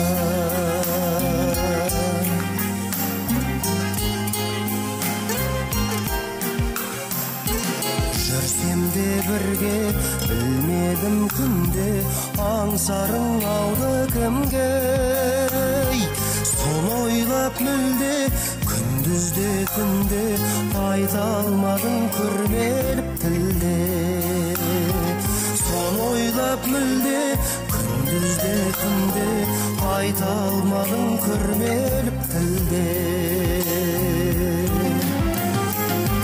Көтергін басты жасыма босқа, жылатып айтар сенгейсің досқа, нәп-нәзік сұлу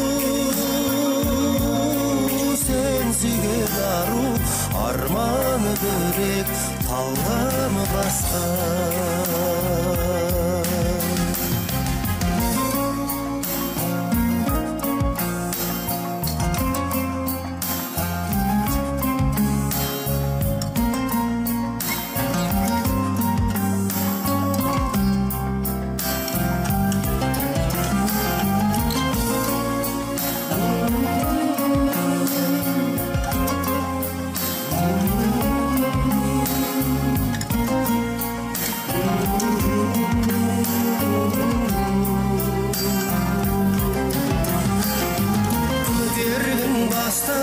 Жасыма босқа, жылатып айтар сенгейсің досқа, нәп-нәзік сұлу сен сүйген ару, арманы бөлек, талғамы басқа. Көтергін басты жасыма босқа, жылатып айтар сенгейсің досқа, нәп-нәзік сұлу сен сүйген ару, арманы бөлек, талғамы басқа. Арманы бөлек, талғамы басқа.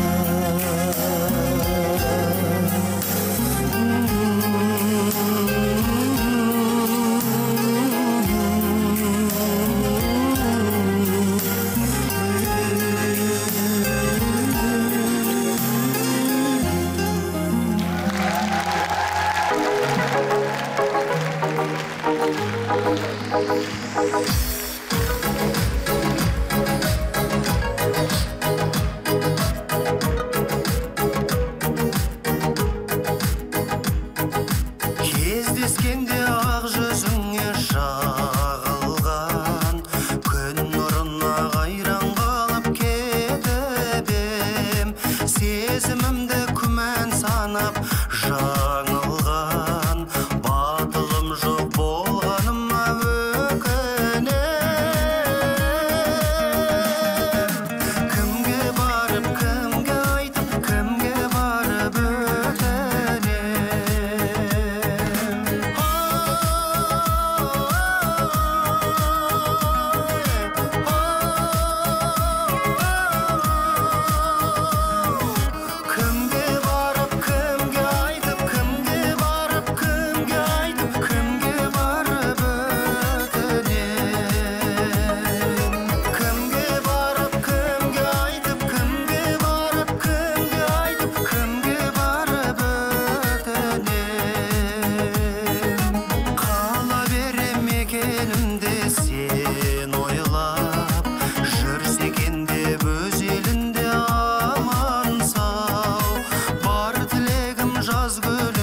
жыр жайнап, кездесейік жалын атып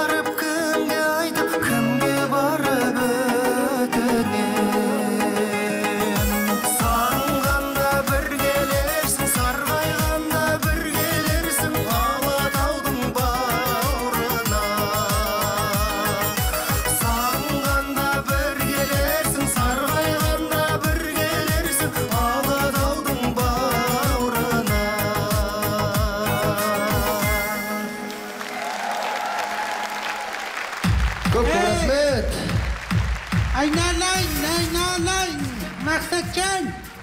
Құдай жаным. Апа, қалайсыз? Денсаулығыңыз жақсы ма? Сарғайғанда бір келерсің деп, мынау марттағы карантиннен бері действительно сарғайды ғай. Ой Алла, мынау әнің кәдімгі... Шүмәр апамызға қошеметтік қоймайсыздар ма? Әнің кәдімгі,ошым тема кетіп тұр ғой. Рахмет жаным, бақытты бол, балаларың қызығын көр, ауру сырқаудан аман бол. Шо. Көп рахмет. Ей жандарым, ой.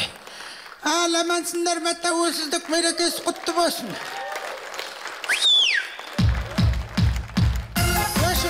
Өшір! Жоқ, қаяққа тығылып алады, осыны қосатын адам мәңдайын антисептикпен жарайын. Жоқ, өшір деген түсінбейді ғой. Қалайсыңдар, жақсысыңдар ма? Ой, марттан бері не концерт жоқ, не кино жоқ. Кино театрыңда жабық, театрыңда жабық. Ой, бір үйге тығылып жақсы болдық ау. Көптен көрмеген адамдарым бар. Қалайсың? Оу, жаным ау, нешедесің? 60-тан кейін үйден шықпайды деп еді, әйтеуір үйтіп қашып шығып келдік. 60-тасың ма? Тошын айт құлаққа теппе. 61-де болсаң участковый шақыра салам. Қазір білмеймін, қасыңдағының бәрі құлақ болатын заман болды ғой әйтеуір. Мына көріспеген кісілермен көрісіп қайтайын. Жаңа кім бар? Мында келай, мен түсіріп жібер. Үйтіп ұста ма, бүйтіп ұста. Тіреп тұрсай болды ғой. Қолыңды берме. Контакты нельзя. Білмеймін ғой әйтеуір. Үйренбегеннің бәрін үйреніп атырық. Қалайсыңдар, балдар, жақсысыңдар ма? Қалайсың, жаным ау? Бүйтсе, қолың Ермахан Ибраимовтың қолы сияқты ғой. Арасында лапырып қоясың ау деймін. Шал бар ма? Шалдың талай тісін сындырған қолы ғанау. Қалай амансың ба, жақсысың ба? Әкел қолды. Болды. Ничего, не бойся. Саған ба? Болды. Осы кісілердің өзін бір көргеннің өзі, ой, тіпті, мұнда келай, шигол. Бұлай ұстап тұрсаң болды тек. Бүйтіп тұр. Көзіңе сеуіп жіберерім осыны. Адамды көре алмай қалды қой тіпті. Туған шешесі баласын, ана қаладағы баласы шешесін көре алмай қалды. Ничо, бұл қазақ не көрмеген дейсің әйтеуір. Бұдан да өтіп кетеріміз, жақсылық болсын әйтеуір елімізде. Мына бір түрлі күн мынау тіпті бар ғой араларыңда. Кәдім күшті күн. Әр жақсы 2 метр дистанция соблюдаем. Ой, молодец. Қалай балалар аман ба, жақсы ма әйтеуір?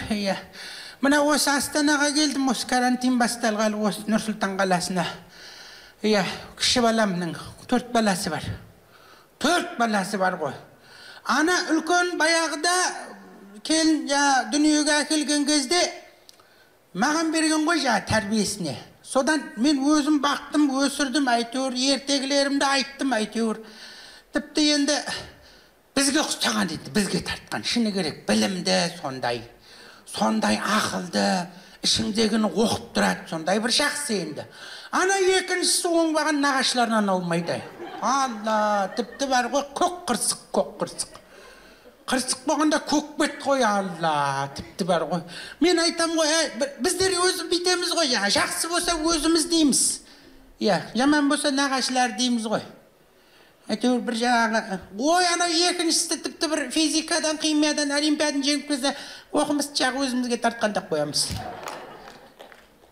Үшіншісін өздері тәрбиелеп жатыр. Төртіншісі проблема болып тұр енді.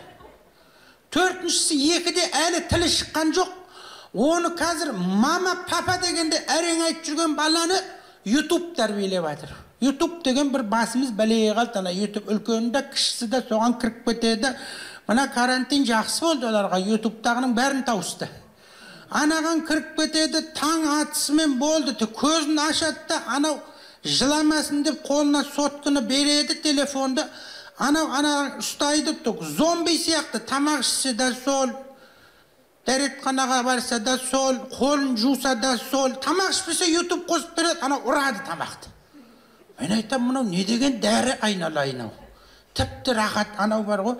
Манаған кіріп кеткен, ананың батареясы өшіп қалса жа телефон. Үйде ұлы отан соғыстың емес, ұлай хай, страшно. Жынды адам құсап, ютубтағының бәрін өзіміз саламыз. Паппарам, паппарам, сені трактор едет кінам деп, ананың алдында маймыл боламыз. Мынаяқтан шешесі тұрады, деп тауықтың даусын салады. Мынаяқтан әкесі жылқы болады, мынаяқтан мен сиыр болам, білмеймін, ауылдан мал қорадан мал бағатын едік, мынаяққа келіп мал болып кеттік біл. Ана енді бала жыламасын деп заманның талабы сол дейді, ой құрсын дедім. Бұрын баланы далада жүрген өкшесі күс-күс болып жүрген баланы үйге келші, бір шайын ішіп кетші деп үйге кіргізе алмайтын едім. Мыналарды үйден шығара алмай қорып боласың ғой. Шықшы айналайын. Қолыма шүлекпін аламда шықпыртам құр далаға кетті. Есік алдына 1-2-10 минутта үсіп кел деп. Жоқ, шынымен де үйден шықпайды ғой, ана YouTube кіріп кеткен еді. Сосын ана ішінде бір бәле бар ана. Бір қыз бар, орамалына менкіндей орамал таққан, қызыл орамал тағатын, қасында аю жүреді, машамет, кімет құдай. Сол қыз. Ана қыз таза оңбаған қыз. Көрсетші, мына суретін балаларда бар. Мына қыз бар ғой, таза оңбаған қыз. Мынаның тәрбиесін көрген қазақтың не болатын білмеймін. Мынау бар, мына аюды тыңдамайтын қыз, байын тошын тыңдамайды мынау ертең. Мынау не деген деймді, аюды аң екен демейді ғой, аюдан қорықпайды, қасқырдан қорықпайды. Ертең анау адам, жаңағы осыны көріп жатқан адам өскеннен кейін ол ертең аюаннан қорықпаған адам адамнан қорқан ба? Мына не деген адам аюды аю екен демейді, қорбаңдатып, газға да күйдіреді, қардың астына да көмеді, мынаны тіпті быт-шыт қылды өмірін. Бұл іштен емес қой, ана бала көреді, ана жеті күшігі барды. Осы кішкентай баласы барлар білет, атын ұмытып отырмын, жаңа патруль ма бір бәле деген құдай. Соны берші, түрін көрсетсең, мынаны білесіңдер ме, бар ма осыны білетін ата-аналар? Сабыржан, сен біліп өтсің ғой, сен де кіріп кеткенсің ғой осыған. Арасында адам жоқ кезде осына қарай шығарсың сен де. Ақи жамаң барын қоя салып. Осы мынау бар ғой, мынаның 7 күшігінің атын жатқа біледі ғой анау. 7 атасының атын білмейді, бірақ мынаны біледі. Мен айтам ғой, әй сен дейтін айына бір атаң жаттасаң 7 айда жатта болатын уақыт болды ғой, марттан бері 9 ай өтті ғой. Сон 1 айдан бері жаттасаң, сон 7 айда жатта. Мынаның 7 ат, ертең мен айтам, сен бой жетесің, сен ер жетесің, біреуің үйленесің, біреуің күйеуге кетесің. Кімнің баласысың, кімнің ұрпағымын десең, шинаши патрульдің 3-ші итінен тарағамын деп айтып отырады. Не айтасың деймін, не айтасың деймін де. Ата тегін сұраса, мынаған кіріп кеткен. Сосын ана балаларға, өзім қарап отқанда, бірдеңелерін қосып отқанда айтам ғой, мынау кім десем, мына суретті берші. Анау қазіргінің бір батырлары, сымақтары бар. Мына жер бала жоқ екен, сұрайын десем, бала бар ма кішкентай? Бала бар ма? Бала жоқ жарайды. Мынаны, осыны көрсетсем, мынаның бәрін жатқа біледі ғой. Анау бірдеңе дейді, анау алып дейді, халық дей ма бірдеңе дейді. Ананы айтады, пауық дейді. Ананы айтады, супермен дейді. Осыны білмеймін, аттары көп бұлардың. Осының бәрін жатқа біледі кәдімгі. Сосын бір күні ерінбей жаңағы іздеттім үлкеніне. Ана кімдер тауып берші осы біздің елімізді қорғағандарды. Сөйт, көрсетші екіншісін. Мыналарды білесің ба десем, біреу қақпайды ғой. Осыны бар ма білетіндер бар шығар енді үлкендері. Мен айтам ғой, әй, ана супермен, муперменің жаттағанша мыналары, мына Бауыржан Момышұлы. Осы Бауыржан Момышұлы тек қана батыр емес, бұл дана ғой. Ұрпаққа қандай сөз қалдырған. Суперменің мейлі енді супер шығар, бірақ не сөз қалдырып жатыр ол? Халқың мейлі халық шығар, халық деген ол емес, мынау деймді халық. Телевизордегі көрсетіп халық. Ана Әлия талай немістің көзіне атқан мерген. Анау Мәншік, ол да мерген. Міне Рекстатқа тутықкен Рахымжан деймді аталарың. Ана айтам о, ана ұшқыш қыздарың Хиуаз Доспанова деп бәрін түсіндіріп осыларды айтам. Осыларды, мына Қасым Қайсенті, Талғатты бәрін бегелдейін. Осыларды үйреніңдер деймді. Мен айтам ғой, не деген адам ананы көреді, кіріп кеткен. Мынау бір керемет сөз бар ғой. Bir жылдығын ойлаған адам дейді, күріш егеді дейді. 10 жылдығын ойлаған адам ағаш отырғызады, ағаш егеді дейді.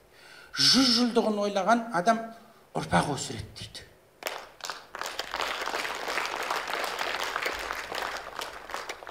Жүз жылдықты ойлағаннан кейін осындай ұрпақтарды да ойлау керек. Мен ана жоғарыда ғана жас балаларға айтқым келеді қазір анау. Креслода отырғандарға жасы бар, кәрісі бар, бәрі бар.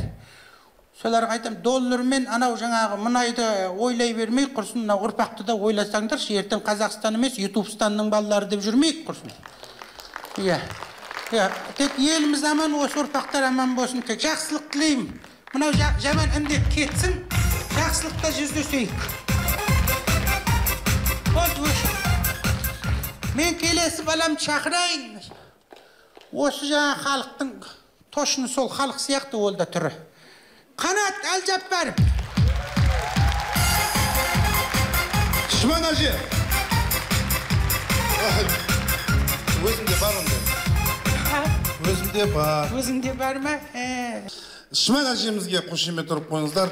Негізі құрметті көрермендер, бұл Шыман әжеміз дәл осы тұрған кезде бұл кісі көпті көрген кісі. Бұл кісі сіздерге айтайын, бұл кісі Жамбыл Жабаевтың көзін көрген. Бұл Құрманғазы атамыздың көзін көрген. Дина Нұрпейсованың көзін көрген. Пушкиннің көзін көрген қойын, не алдайсыздар енді. Өйткені бұл кісі окулист, кішігірім, өзі әйтеуір адам емдеп қарап жүрген. Негізі Шыман әжеміз сахнаға шыққан кезде, телевизордан көрген кезде, үлкен кісілер жағы әсіресе шынымен де сеніп қалады екен. Мынау шынымен әже деп. Негізі мен сіздерге айтайын, құрметті көрермендер, осы экран алдында отырған көрермендер, бұл негізі Ерболат Төлегенов деген еркек, ұл бұл деген. Дүниеге ұл болып келген бұл. Тек сахнадағы образы бұның, әже болу. Бұл кәдімгі өмірде бүйтіп жүрмейді ол. Үстіне кәдімгі костюм шалбар киеді, мужской, етік киеді, кәдімгі футболкасы киеді, мужской. Тек жатарда ғана нәшмешкеге жатады да, бір сізде. Ренжіме қойсын енді. Мереке құтты болсын. Сіздерді шын жүректен құттықтаймыз. Көк тудың желбірегені жаныма қуат береді. Таласқа түссе жанмен ту. Таласқа түссе жанмен ту. Жан емес маған керегі. Мереке құтты болсын тағы да.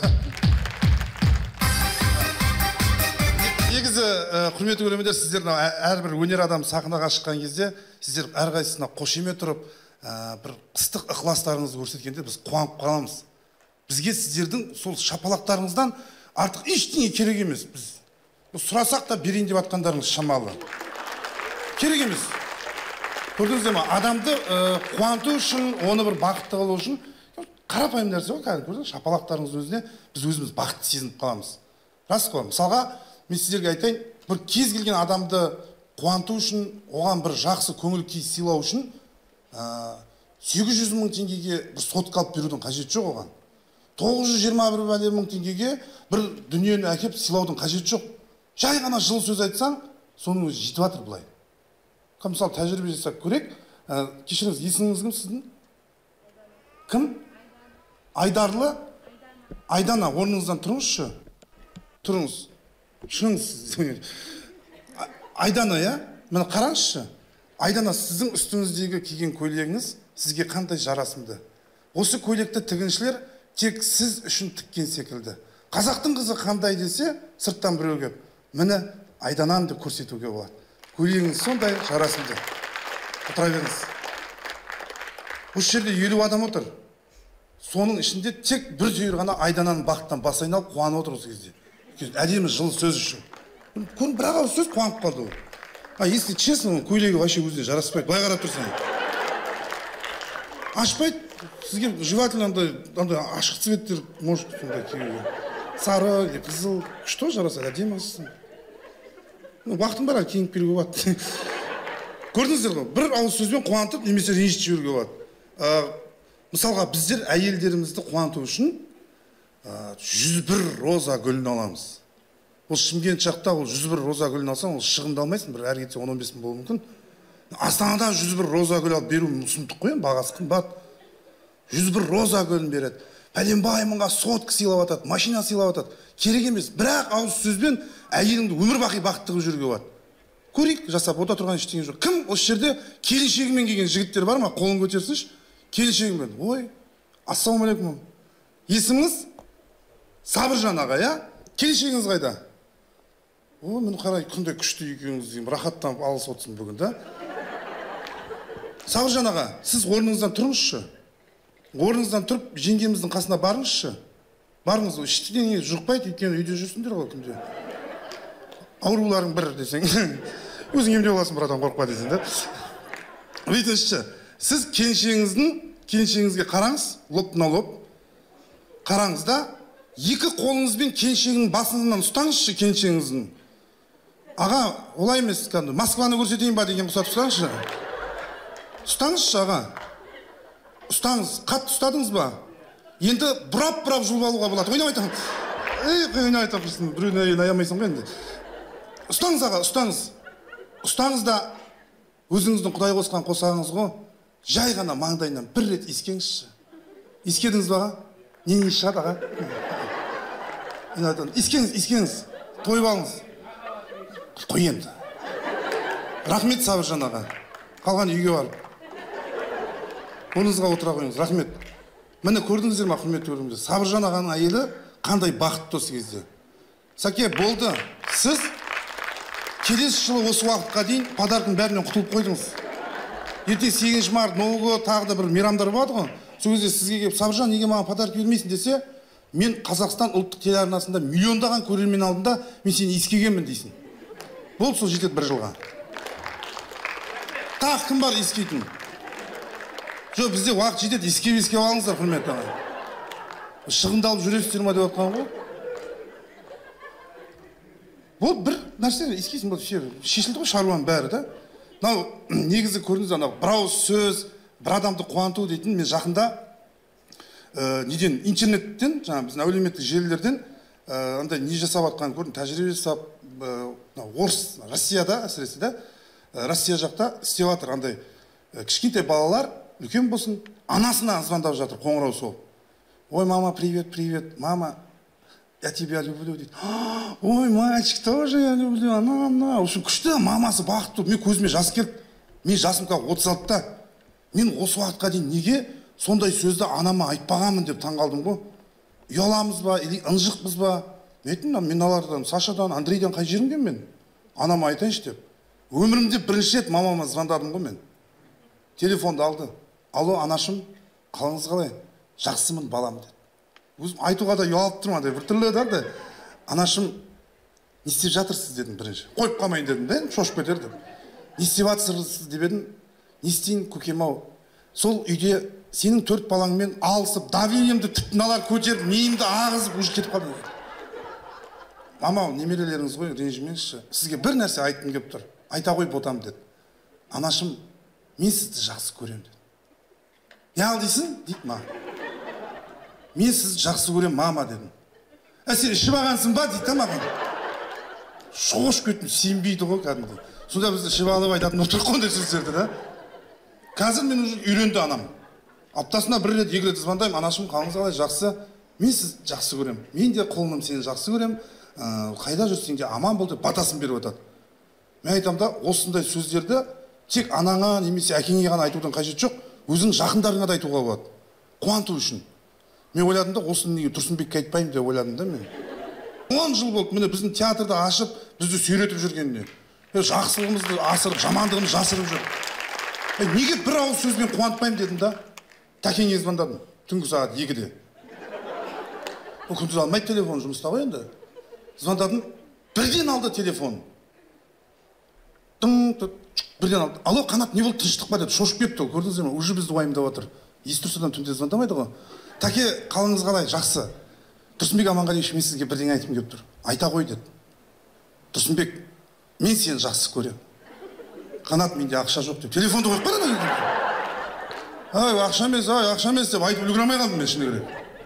Анда-санда айтып тұрамын мен тәкеңе. Қыш деп қояды. Ол бірақ жақсы көреді. Көрдіңіздер ғой. Осы сөзді мен өзім кішкентайымнан бірге өскен жан досым айттым, Дәурен дейтін. Бірден звондадым, бірден алды ғой. Дәурен, досым, қалайсың? Ей, досым, мен сені жақсы көрем деймін. Әне, мен сені жақсы көрем ғой, бауыржан. Уже бірден айтып. Кетіп қалған ғой. Ол болмаса айтпайтын еді. міне осындай бір жылы сөздеріміз айтып жүрсек, жан жағымызды қуантып жүрсек, одан артық ештеңе керек жоқ. Мен енді сіздерге шынымды айтайын, біздің осы келіншегіміз екеуміздің, енді мен енді Нұргүл мынандай сөздерге ол уже не той иске өтпей тұрған уже. Потому что оған үйренген дым, бірден басқа бірдеңемен таңғалдыру керек оны. Неге? Қараңызшы, мен келіншегіміз екеуміздің шаңырақ көтергенімізге биыл 10 жыл болыпты. 11 жыл болған, 10 жыл деп, 11 жыл болған. Оны шапалақ ұрып мен құттықтап отырсыздар ма? Ол оны құттықтайтын нәрсе емес ол. Сіздер онымен 1 сағат тұрып көріңдер. 11 жыл болыпты, Құдайға шүкір. 11 жыл әйеліміз екеуміз бірге тұрып жатырмыз. Сонда екеумізді қазір өмір сүріп жатырық та, мына 11 жылдың ішінде бүйтіп көз алдыма елестетіп қарасам, бір адамның өмірі ғой. Бірінші класстан мектепке барған бала 11 бітіріп кеткенше ғой, қарап тұрсаң. Тура сол мектепте қалай Нұргүлмен солай өмір сүріппін ғой. Бірінші класс, екінші, үшінші класста дым көрмегенсің. Мектеп қызық. Мектепке барасың, дұрысты қайта-қайта барғың келіп тұрады мектепке. Таңертең оқыса түстен кейін де барғың келіп тұрады кәдімгідей. Оқи бересің, шаршамайсың. Қызық қой, әр нәрсені ұстап көресің. Бұрын көрмегенсің ғой мектеп дегенде. Ананы ұстайсың, мына жерде не бар екен, сонда анау қалай деген сияқты нәрселерді көріп жүре бересің. Мектеп қызық сондай. Сосын бір 7-ші, 6-ші класстардың кезінде жалғасың ана мектептен. Шаршайсың, ұйықтап қала саласың, бармай. Екінші сабаққа барасың деген сияқты болады ғой. Сөйтіп 10-11 уже переходной возраст, кәдімгідей күшті, басқа мектептің қыздарына қарай бастап, бір сондай өмірлер өтіп жатады. Енді шыны керек, біз енді Нұргүл екеуміз 11 жылдығына бір әдемі сыйлық жасағым келді, шыны керек. Ойладым мен, бір сақина алып берейінші дедім енді. Бар алып беріп жүріп қой, бір ерекше сақина алып берейін деп дүкенге бардым, алтын сататын. Осы келіншегіме біздің 11 жылдығымызға жақсы бір сыйлық болса, сақина болса деп едім, ол кісі айтты, келіншегіңіздің размерін айтты дейді. Мә, кәдімгі сенесіздер ма, мен Нұргүлдің саусағының размерін білмейді екенмін. Саусағының размерін айтып тұр ғой. Ол түгілі мен аяқ киім размері, көйлегінің размерін мен білмейді екенмін оны. Мен тек тілінің размерін білемін да ол кісінің. Осындайға дейін кетіп қала беретін білемін да. Сосын айттым, енді бұйырғанын беріңізші дедім енді. Бере салшы, любой дедім, дәу болып кетсен істесін дейді, нәскиімен кер деген сияқты әйтеуір әңгімелер болды. Сол жақсы бір алтын алып алдым. Енді ол алтынды алып, бере салған тағы болмайды да, оның қасына бірдеңе қосу керек болды. Тұрсынбек Аманғалиевичпен ақылдасын, тәкен, көпті көрген адамсың. Жеңгем постоянно таңғалдырып отырасың, неше түрлі сюрприздармен. Не істеуге болады маған деп ем. Келіншегің 11 жылдығы ғой енді. Сен ол келіншегіңмен романтический ужин іштеді. Романтикалық кешкі ас іштеді. Таңғалдым, мен оны қалай ішеді деп ем. Интернетке жазсаң ол шығады деді. Романтический ужин деп жазып ем. Мына фото шықты. Ванна, да? Ұнақ қалды маған, күшті ғой кәдімде. Нұргүл екеуміз ванның екі жағында отырмыз, кәдімде роза гүлі, свеча жанып тұр да, екеуміз рәшке жеп отырып, нормально менің ойымша. Болды дедім, мынаны істеймін дедім, кәдімгі шыны керек. Енді біздің үйдің ваннысы, құрметті көрермендер айтайын, мынандай емес. Баяғы советский ванналар бар ғой, білесіздер ма? Андай ет қақтай салатын, ішіне тұздай салатын, сондай ванналар бар еді ғой.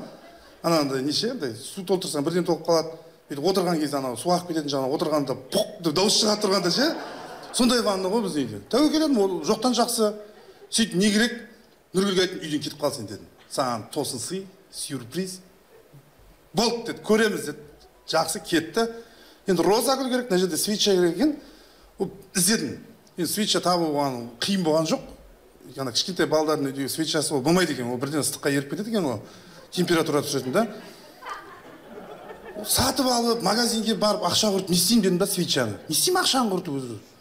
Үй жақ, біздің жанында 50 метр жерде церковь бар тұғын, және мен ішіне кіріп шықтым бар. Церковьке кірдім, поппен андасында екеуміз кездестім, мейрамда әйтеуір әңгіме құттықтап бір-біріміз жүретінбіз. Кіріп, ананы айтып, бір 2-3 свечаны жаймен ыңғайлап алып шықтым енді. Церковьта бола беретін шығар деп. Үйге жақып қойдым. Мынау роза гүлі деген Құдай сақтасын. Ол қымбат. Мен деген бар ғой, ештеңе ақша жұмсамайтын адаммын ғой мен. 3-ші этажда, біз 2-ші этажда тұрамыз, 3-ші этажда роза деген әдемі қыз бар. Соған өтініш айттым. Роза, сен біздің үйге келесің ба, кешке жақын біз Нұргүл екеуміз ваннада отырып тамақ ішейін деп жатырық. Сен қасымызда гүл болып отырсаң дедім да оған. Ана қуанып кетті, не может быть, мен ондайды вообще көрмегенмін, давай, ішіндерші мен қарап отырайын деді. Болды деді, сөйтіп не керек? Розаны үйге әкеп қойдым, ваннаға су толтырдым, свечаны жағып қойдым, Нұргүлді звондап шақырдым, келе бер дедім. Нұргүл кеп қалды, ваннада свет жоқ, свеча жанып тұр, мен суда отырмын. қасында Роза, қырғын айқай. Төбелес, ойбай, Нұргүл қойсай түсіндірем, түсінбейді. Розаның шашын жұлып, Нұргүлге де алған сақинаны Розаға бердік, кешірім сұрап. Сонымен бітті ғой, романтикішке ужин, қырғын айқай, соғыспен. Мен сол кезде түсіндім да, Сабыржан ағалар сияқты, келіншегінің маңдайынан бір иіскеп сүйіп, аман болшы десең, одан ары сыйлықтың қажеті жоқ екен. Мерекелеріңізбен, уважаемый гости.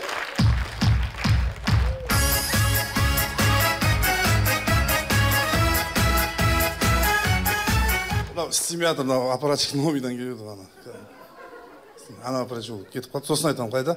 Так, былай жасақ, мен ортаға, құрметті ханымдар мен мырзалар, сіздердің құрметтеріңізге тамаша бір топты шақырым кеп тұр. Виа Мұра, сіздер үшін.